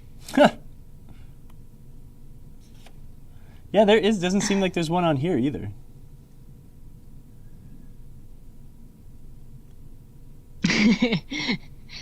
Diggs over here singing colors. Have you seen it yet? I'm not watching. I'm looking at the game right now. Oh, I was asking the chat. Oh, 10-cent relay? Oh, wait. No, I'm a gigantic dummy and I did do it wrong. Mm. It's a normally closed switch. Oh, and you have Watch. it normally open? I put the switch in backwards I because just found it. this is not the correct switch anyways. Look, here's a pro tip. Whenever you're doing something and you're replacing something that's bad, if you have the ability to look at something else that is correct, that might help you. So, can you show me Twitch again so I can see what's on? Yeah, hold on. I'm lost. Put the back camera on and I can show what's happening here. this this end of stroke switch should be normally closed, not normally open. So here's what's happening, right? The relay gets stuck on because it's still closed. Oh, that's crazy. I can feel the magnetic field through my screwdriver. Now, if I hold this open, let me find a, no, I'll just bend it. I need to take it off and adjust it anyways. Boy, that might still close. Facebook chat was broken. Oh, here. I'll put this 100,000 unit sticker in between so then I have a free finger. If this thing just stays open, it will continue working. But watch this. It doesn't get stuck anymore. I just had it wired backwards. This switch should, the long blade should be on the other side. That being, so. It's a good pro tip. Yeah. That was dumb of me. But look, I created my own problem, and that is where my BS instincts caught on and said, okay, wait, I'm going to waste my time here unless I go and double check another unit. What made me realize that, really quick, I was overlooking this, but let me find it on the schematic. Someone was in the chat right now being like, ah, ha, ha, I knew it. Looking at this circuit for the 10-point relay, you do not need to be able to read this. This is not that important. The important thing I saw here, first 10-point drum unit, end of stroke. 2 lines with a cross through it means normally closed. Ah. So at rest, that switch should be closed. When it opens, that will allow the relay to shut itself off. Old school Yams was secretly rooting for you. The reason that is there is to make sure that you get, like I explained earlier, right? The drum units, they score on the release of the ratchet, so it pulls in and let's go. Pulls in, let's go. If you get like a really wimpy pulse from this relay and it doesn't pull in all the way, you'll be robbed of points. And players hate being robbed of points. Go to a tournament and watch people lose their minds when they feel like they should be getting points. So the proper operation here is this relay will hold itself on until the drum unit has actuated fully. Does that make sense? Emoto's like waiting for I want it to make sense. Look, when we hit the, let's get a wide angle shot here just so I can kind of explain this circuit a little bit better. 10-point relay energizes. Okay. Yes.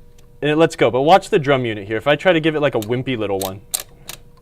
See that? See how like I can give it like a full pulse, but sometimes it doesn't ratchet all the way? Right.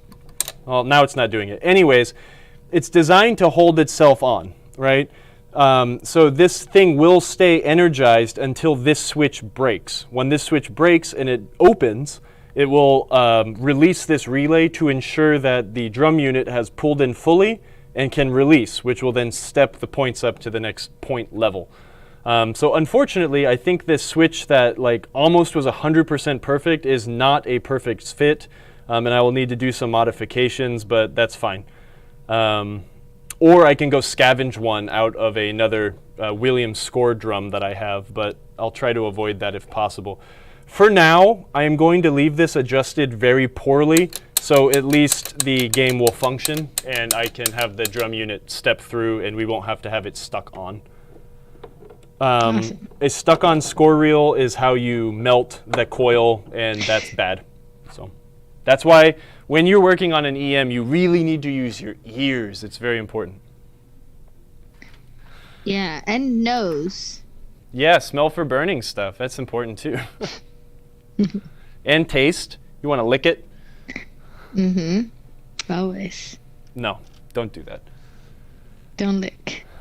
No licking. What time is it? How long have I been rambling now? You're good. I mean, we have about 20 more minutes for the show. Which, hey, wicked pizza pinball pin. You have the longest Twitch name. It's great.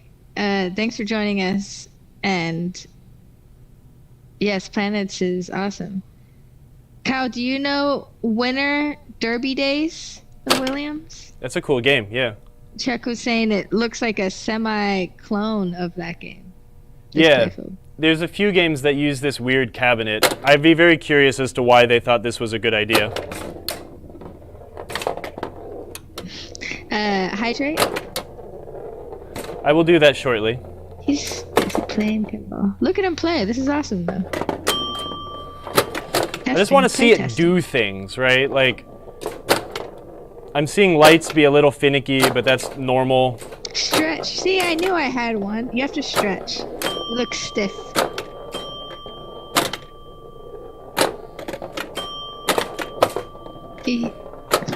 We try to be puppet masters, but our puppet's broken. He's got the wrong switch. He's supposed to be normally open, but he's normally closed. Yeah, and to reverse it, I'm going to need to, I need to turn the switch around, so I need to cut out the side-facing lugs and like insert them so they come out the other side, because that's the way that it'll be a pain in the butt, but it's okay. Is that something we can see you do, or it's something you will show us next week? It'll probably be something I do off camera, unless I deem it necessary. I'd rather try to figure out how to fix other little things here, but I want to see. I don't know how you get the magnet to actually hold the ball on the sun. I mean, I need to check to see if the fuses are blown, because that could be very possible. That's possible, but maybe it's in the manual.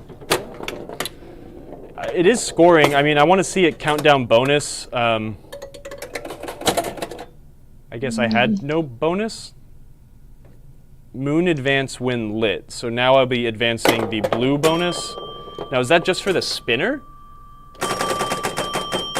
Oh yeah, that screamed up that bonus. Sun target scores advance or bonus when lit.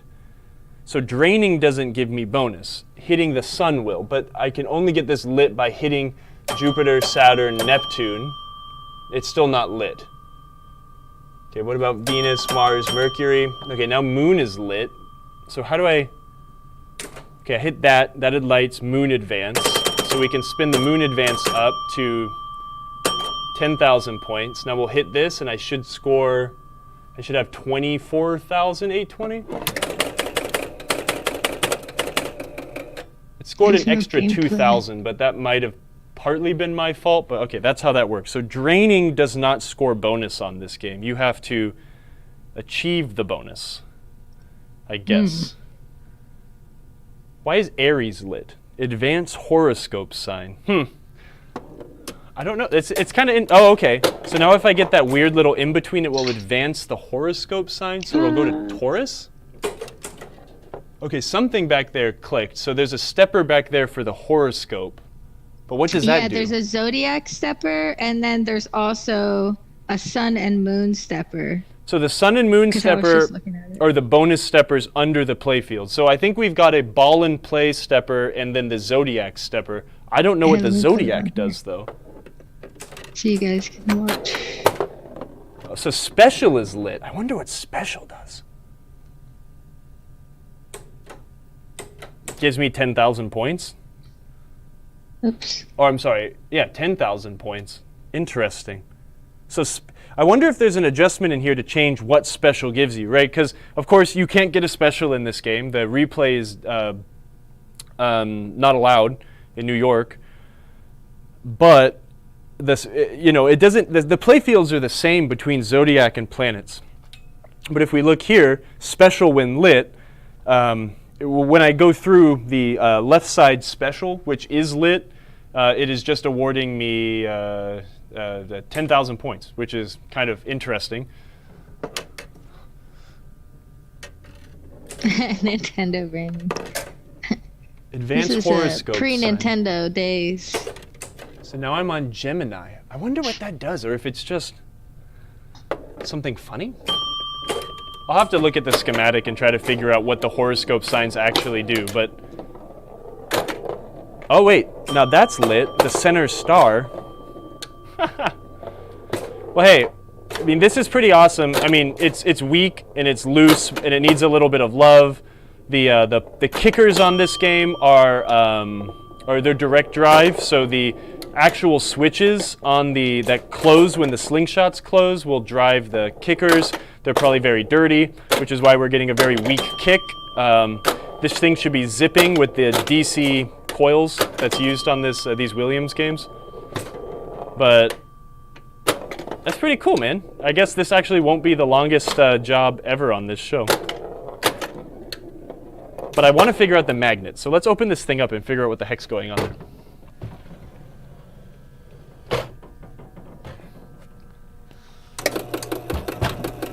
I think the playfield harness is hitting something. It is. Don't do that. Okay, the magnet, there's a big capacitor there. Hold on, give me 1 second to try to figure this out, because this is what I really want to see work. Big capacitor, here's a lead that runs to the bridge rectifier. That looks like a very exploded fuse. Anyways, yeah, okay, we're done. This rules. Easy, easy. Yep. I jest, though, we're not done. This is nowhere near done. This needs a lot of cleaning cosmetically. There needs to be a ton of work done inside the cabinet to keep it clean.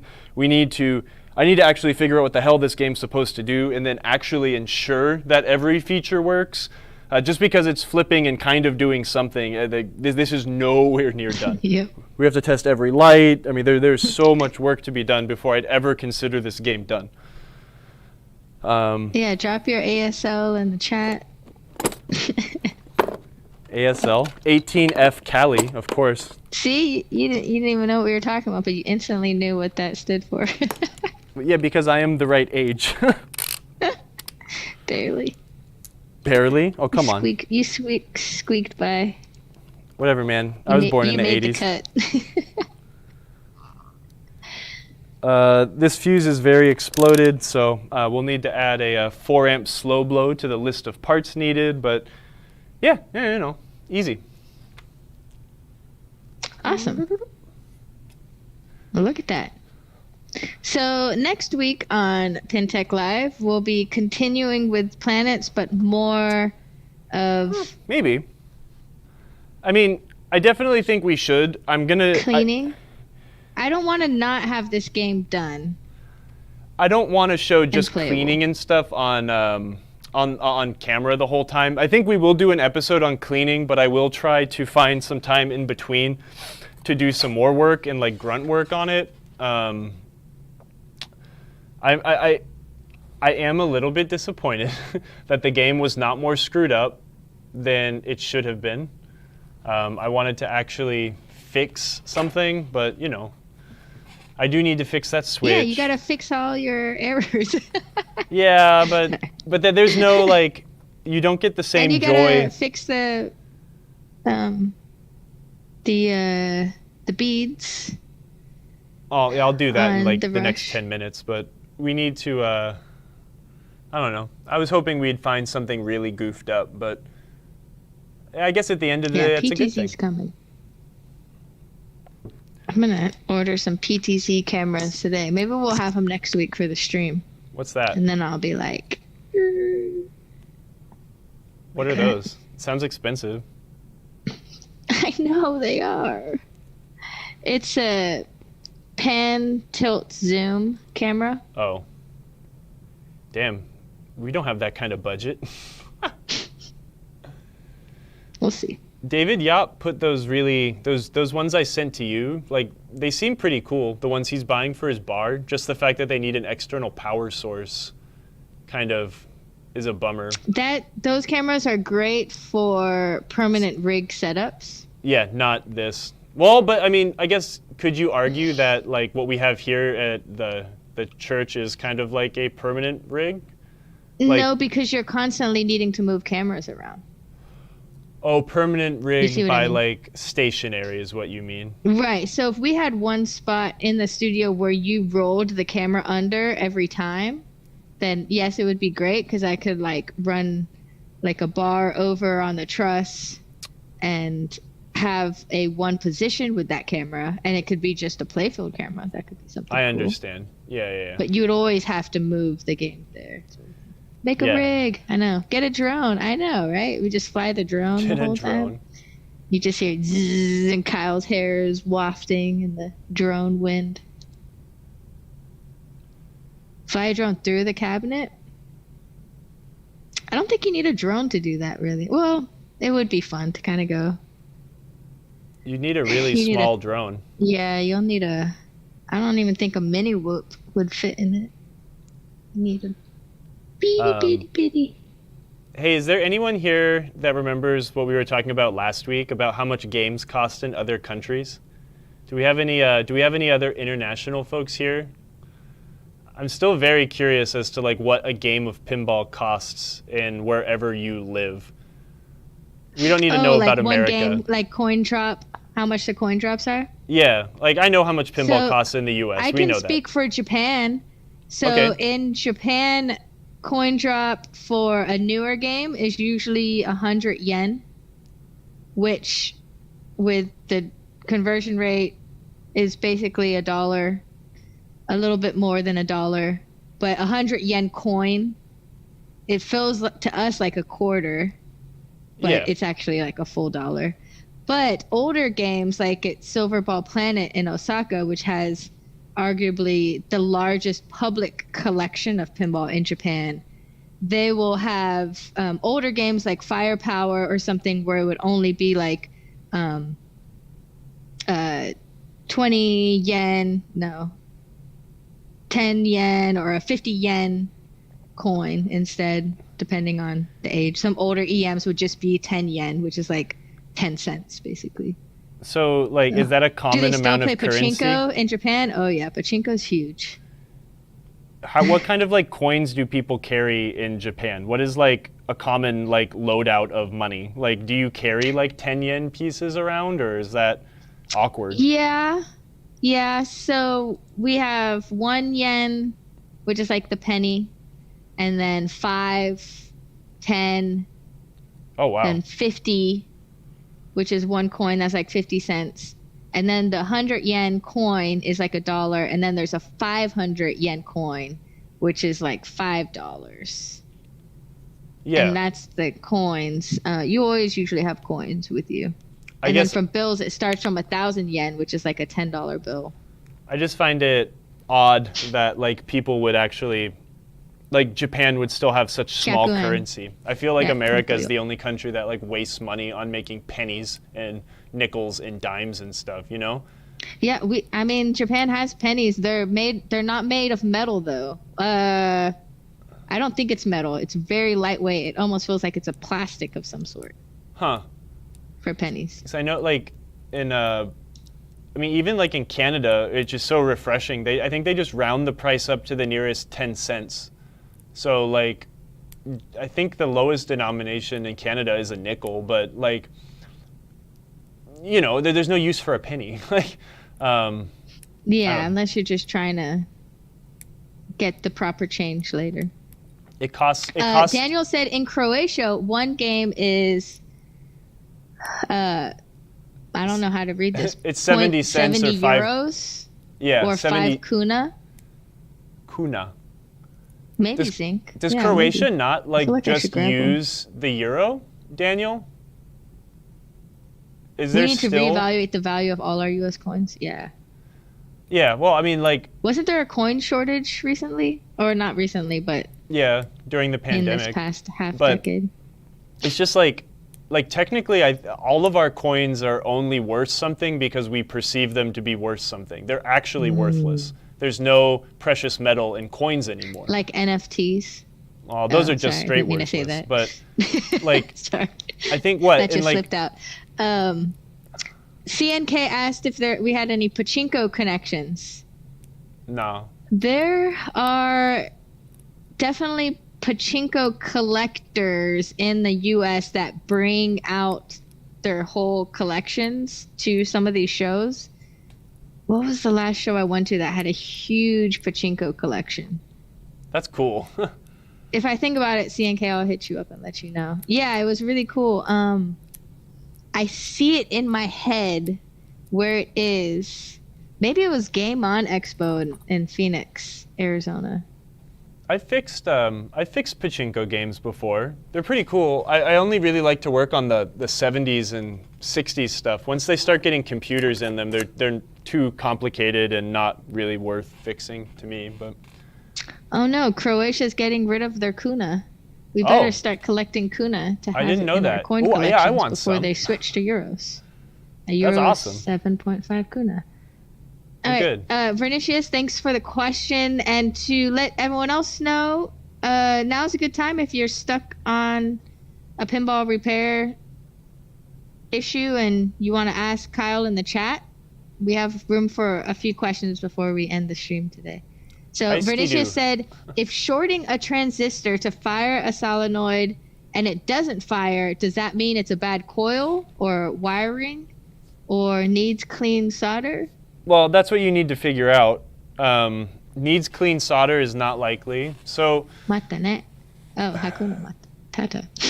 only, also, Aiskidu, thanks for rating us with a party of 5. That's awesome. Oh, thank you, Aiskidoo. When it comes to, it seems like you kind of understand what's going on by asking that question. So only follow this advice if you know what you're doing. You can test a coil. You can try testing it further down the line, right? So ground the actual solenoid. I don't know what game you're working on, but you can do that by here. Put the stand camera on for me. Oh, ready. This is weird because it's an EM, but just imagine it wasn't, right? So this is power coming in here. This is your signal or your path to ground, essentially. So in your EM game or your solid state game, you'd have a diode going from each lug, and the white band would be here. Remember the white band? I forget what it is. I think it's the anode or whatever. It doesn't matter. The white band is the dam, and juice can't get past that.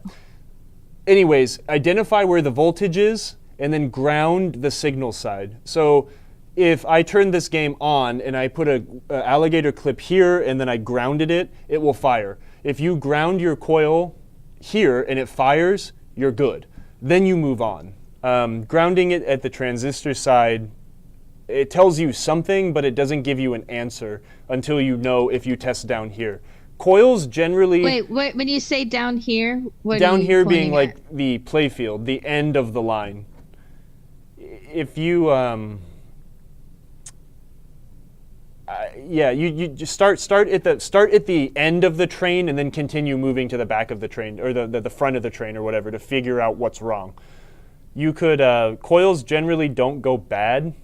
That is with a big giant asterisk at the end, but a coil is just wire attached to a piece of metal wrapped around a plastic thing a bunch of times and then attaches somewhere else. So unless the coil is like broken at one end here, which is common and can happen, or it is like totally melted. I mean, if it was totally melted, you wouldn't be asking that question. But test it down here first and then move on.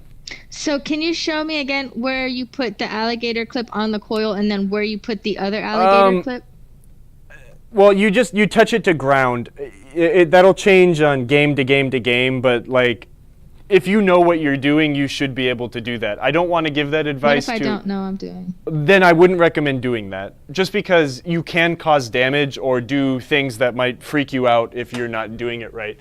If you grounded a coil, or if you attached the alligator clip to voltage and then touch that to ground, it'll spark and blow fuse and can do damage. So.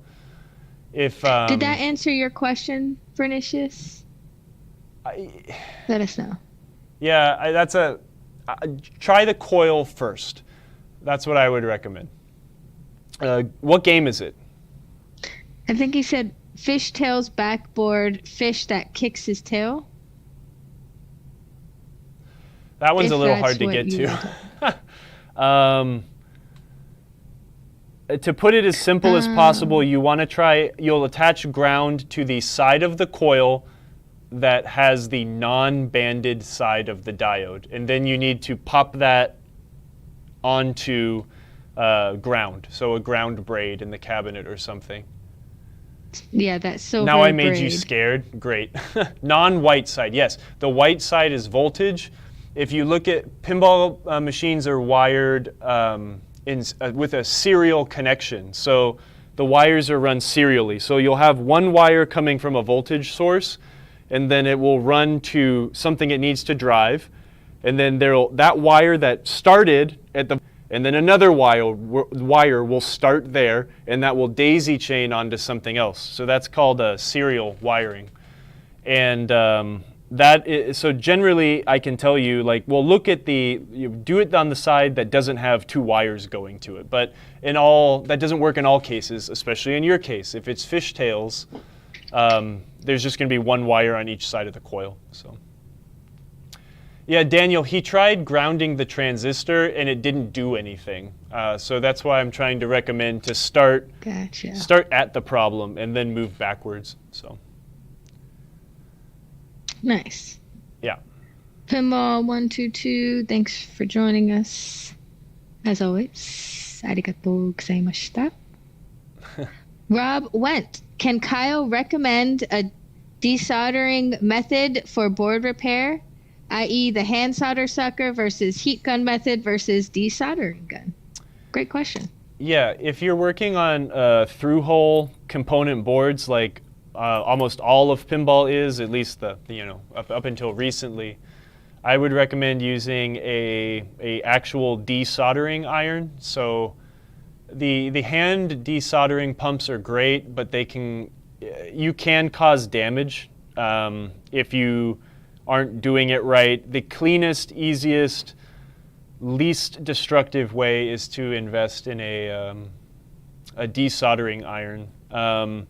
If not, right, because the hand solder sucker you said could pull up the traces. Yeah, exactly. Maybe? Yeah, watch my video when I was trying to repair my Squawk and Talk on my Vector, and watch me totally demolish a trace because I was trying to rush and not doing a good job, and then I had to patch it. That being said, if you do not want to invest that much money into a tool that you're maybe uncertain to how to use or how much you will use it, but you still want to try doing board repair, if you are comfortable and you kind of understand the basics, one thing I will do a lot is cut the component out.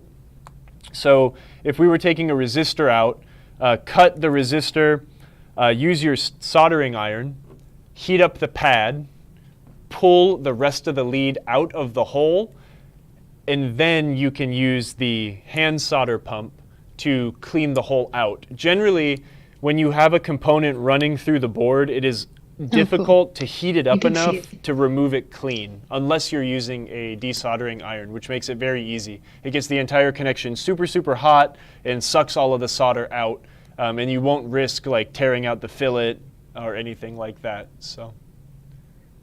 Kyle's not a huge fan of the desoldering wicks. It's not my favorite.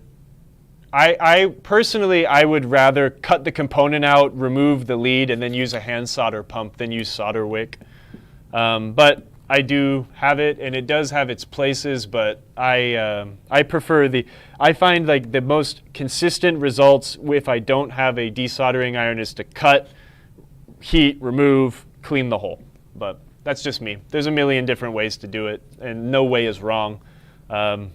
Well, actually, there are a lot of ways that are wrong, but, don't do it that way. Nice. But the desoldering iron is the tried and true, albeit more expensive route. Nice.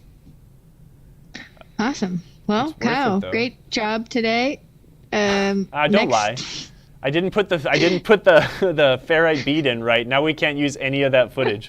But it's okay. We tried. We might have to do some pickup shots. It's okay. I'll put the main edit together, and we might come in and retro gaming with Hopper. Make sure your hole is clean. Yes. Holes should always be clean. That's right. Practice soldering wicking with spare wire 100 times if necessary to get proficient at it before trying on components. Absolutely. Yeah, absolutely. And that's why I recommend removing the component. That's what I'm So still then you doing, don't need to worry about heating the component while you're trying to remove the solder, if that makes sense. So Kyle is human, Pinball Gramps. You know this. Kyle is our favorite human. I am human. I make a lot of mistakes. Rob Wentz. Next question. What do you use if you have to replace the braided cabinet ground wire that runs throughout? I don't know if question. Steve is still here, but we sell it on our website. So if you go to Marco, you should be able to find pull it it. up. I hope that the keywords are right, and you can find it by using the terms, just ground wire. So the ground quarter-inch ground braid wide per foot. All right, I'll drop that in the chat. Here, ground braid. Yeah, that stuff can get pretty nasty. It's good to have some on hand. I don't have any, but I should. It's a whopping $1.79 per foot. Easy. Great price. Hey, thanks. I'm glad that you enjoyed the stream. Hopefully this game will start working quite well, and we'll put it through its paces, and it's cool seeing you here. it'll be loved. Any top tip Okay, for your Pinball Gramps said, I just found an $89,000 mistake I made. Well, On that's a what? scary one. On a pinball machine? Surely you must be talking about something else. Yeah, that might be a life mistake. a building, a fancy car. Crafty Vampire. Any top tip for my first flipper rebuild? Oh, what game, Crafty Vampire? And we might have a video for it from a previous PinTech Live episode, because Kyle did a lot of different eras of flipper rebuilds on the show. That's true, but my advice would be exactly what CNK said. Do one at a time and go slow and pay attention. Game of Thrones Pro, yeah, Stern games are really easy, so you shouldn't have too much trouble there. Just take your time, go slow. Clean as you go. There's going to be a lot of dust on there. Get a rag, clean up all that dust and nasty stuff. Try to understand while you're looking at the mechanism. Try to understand what everything is doing in that mechanism, because then if you question yourself or you think you did something wrong, that'll help you figure out how to try to fix it, right? But the advice that CNK gave that says do one side at a time is crucial, because kind of like how I snapped my brain back into motion here was I looked at another thing that was assembled on my game and was like, oh, I put that together wrong. I created the problem. So if you have something else to reference, there you go. Nice. Anyways. And I don't think we actually have done a show on that era of Stern game, flipper rebuild. I don't think we even had that era of Stern game in our studio. Yeah, well, because they don't break very often. But the, Good luck, Crafty Vampire. Take pictures. Yeah, like old school EM says, always take pictures. Everything. Take pictures. You could reference the Data East. I think I took apart Data East Teenage Mutant Ninja Turtle flippers, and Stern hasn't really changed their flippers that much since then. So the parts are pretty similar. The Stern games have crappy coil stops. Yeah, some of them do have crappy coil stops, but the ones that we sell do not have the same, like from the factory problems that some Stern games might ship with. So Find it. yeah, if you bought a flipper set from us or just the coil stops, you would have a revamped, less prone to failure design. But don't worry, Stern is very aware that they have some goofy coil stops, and they that is something that will be addressed. It's just Yeah. Stops and that sounds fun. I've had to rebuild the flippers on my Deadpool 2 times now since I put it at the arcade, because people love it so much. Yeah, it gets sizable. I'm sure it's probably the one of the most played games. It's so much fun. They very much like it. Oh, Crafty Vampire says the EOS broke. So did the actual Switch break, no. Crafty Vampire, or did just one of the wires fall off, or? But yeah, maybe it's a more simple fix. That game's old enough where the Switch is probably broken now. They do, you can only bend metal so many times. The longer part fell off. Yeah, so, yeah, I mean, Yeah. it's probably time to rebuild them, but, the quick and dirty way to do it, like if it was on location and I didn't like deem it like worthy to spend all the time doing a new flipper setup, is just put a new one on, but those end of stroke switches are important, on those games, so. Boise said Capcom Flipper football game. Opto where the ball shoots out works until the play field is 2 inches from being closed. Then it stops working.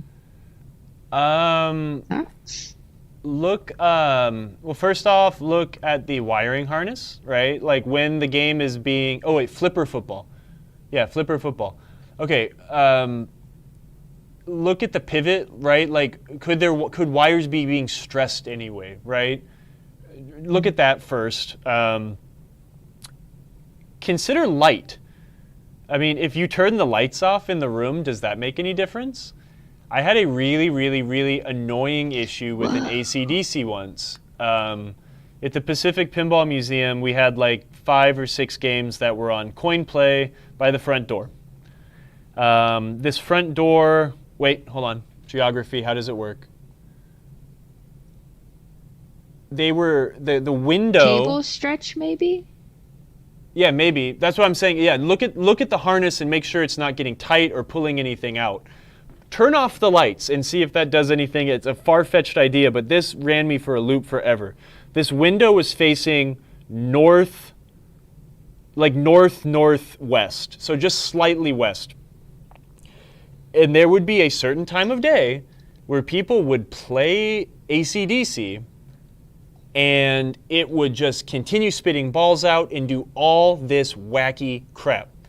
And generally, I was there to fix games at nighttime. Nothing made sense. I want to use so many words I'm not allowed to say right now, but it was like, it was driving us all insane. I couldn't not figure it out. Until one day, I showed up in the middle of the day, and lo and behold, it was screwed up. There was like a period of an hour where the damn sun shined just at the right angle to just screw with all of the optos in the trough, or the one opto. That's a full opto trough. It just screwed the whole damn game up because of the sun was screwing with the friggin' opto trough, and it just drove me for a loop, and it made me so mad. But the sun defeated me, and it's okay. I beat the sun eventually. But yeah, I don't know, man. I honestly don't have a ton of experience with Capcom games. But I mean, you just do the normal troubleshooting and think about it, right? The core of the issue is when you put the playfield down, and what happens when you move the playfield. Angles change, wires move. See what you can find. That's a fun problem, though. Yes. I was going to say that, Dr. Curly Tech, but you're right. The sun will beat us all in the end. I beat the sun that one time, but at the end of hundreds of millions of years, the sun will defeat all of us. Do you have a second show booth set up? Nope. We tear it down, set it up, all in a weekend's time, ship it back and forth everywhere. Oh, geez. We've been going for a while. What's on tap for Thirsty Thursday? Probably some delicious German beer. I'm going to go see my friend Josh at his arcade and talk about the future of the arcade and things to do. And he's probably going to get grumpy at me for not fixing his Star Wars. And then I'll feel bad and I'll hopefully go fix it. So, what's on tap for you? Emoto, what's your plans for the rest of the day? You going to go have fun? Oh. Drinking that beverage? Good choice. I'll drink some beverage too. Red Bull and editing. Yes. That's cool. Lots of editing to do. That sounds fun. Oh, and designing the Texas Pinball Festival booth. Nice. Just one of my favorite things to do is try to design cool booth setups with the budgets I have so we can have a good time at the show. That's going to be great. You do a killer job all the time. Teamwork. I know, Well, but it's like, how can you top a 30-foot inflatable Godzilla? you can't, and you don't need to. You don't need to hold yourself to that standard. You can't I always have to best hold yourself. myself to that standard. That's self-inflicted. I want like pyrotechnics, which you can't have in Uploading. Yeah. Fireworks, Unfortunately, some people would not agree with fog that. machine, lasers. No, I'm in for the fog and lasers. That sounds great. it's. I don't think we can have a fog machine. Okay. All right, who are we going to raid? All right, so I was looking at that. Johnny Demonic's on. We have not rated him in a while. Yeah, friend of the show. Let's raid him.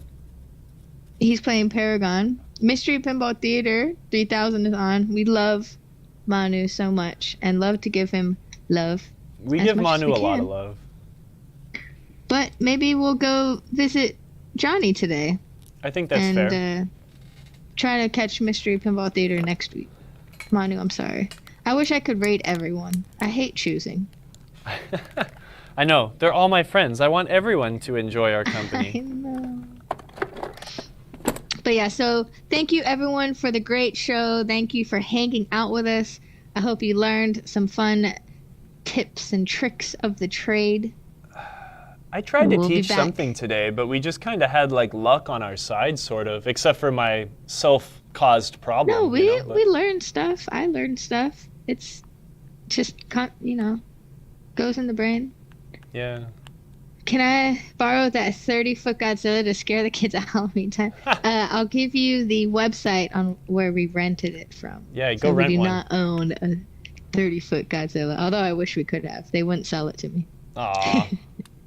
Daniel's getting a new car this for weekend. those sticking That sounds around fun. on Twitch, please hang out with us so we can go raid Johnny and say what's up. And for those on Facebook and YouTube, we'll see you next week with more planets probably and more. Yeah, maybe We'll a finish surprise of you. planets. We'll get it done with. Move on to the next project. Yay. We Thanks, got some everybody. good ones coming up. All right, see ya. That is a Raiden. Shall I play our stinger? 8, 7, 6, 5. Oh Almost yeah, there. you see it counting down. 2 and 1. Look at this Goodbye. nice widget. Aren't you happy? Alrighty, that's it. I think we did it. Yeah, good job, man. Looks good. That was Maybe. fun.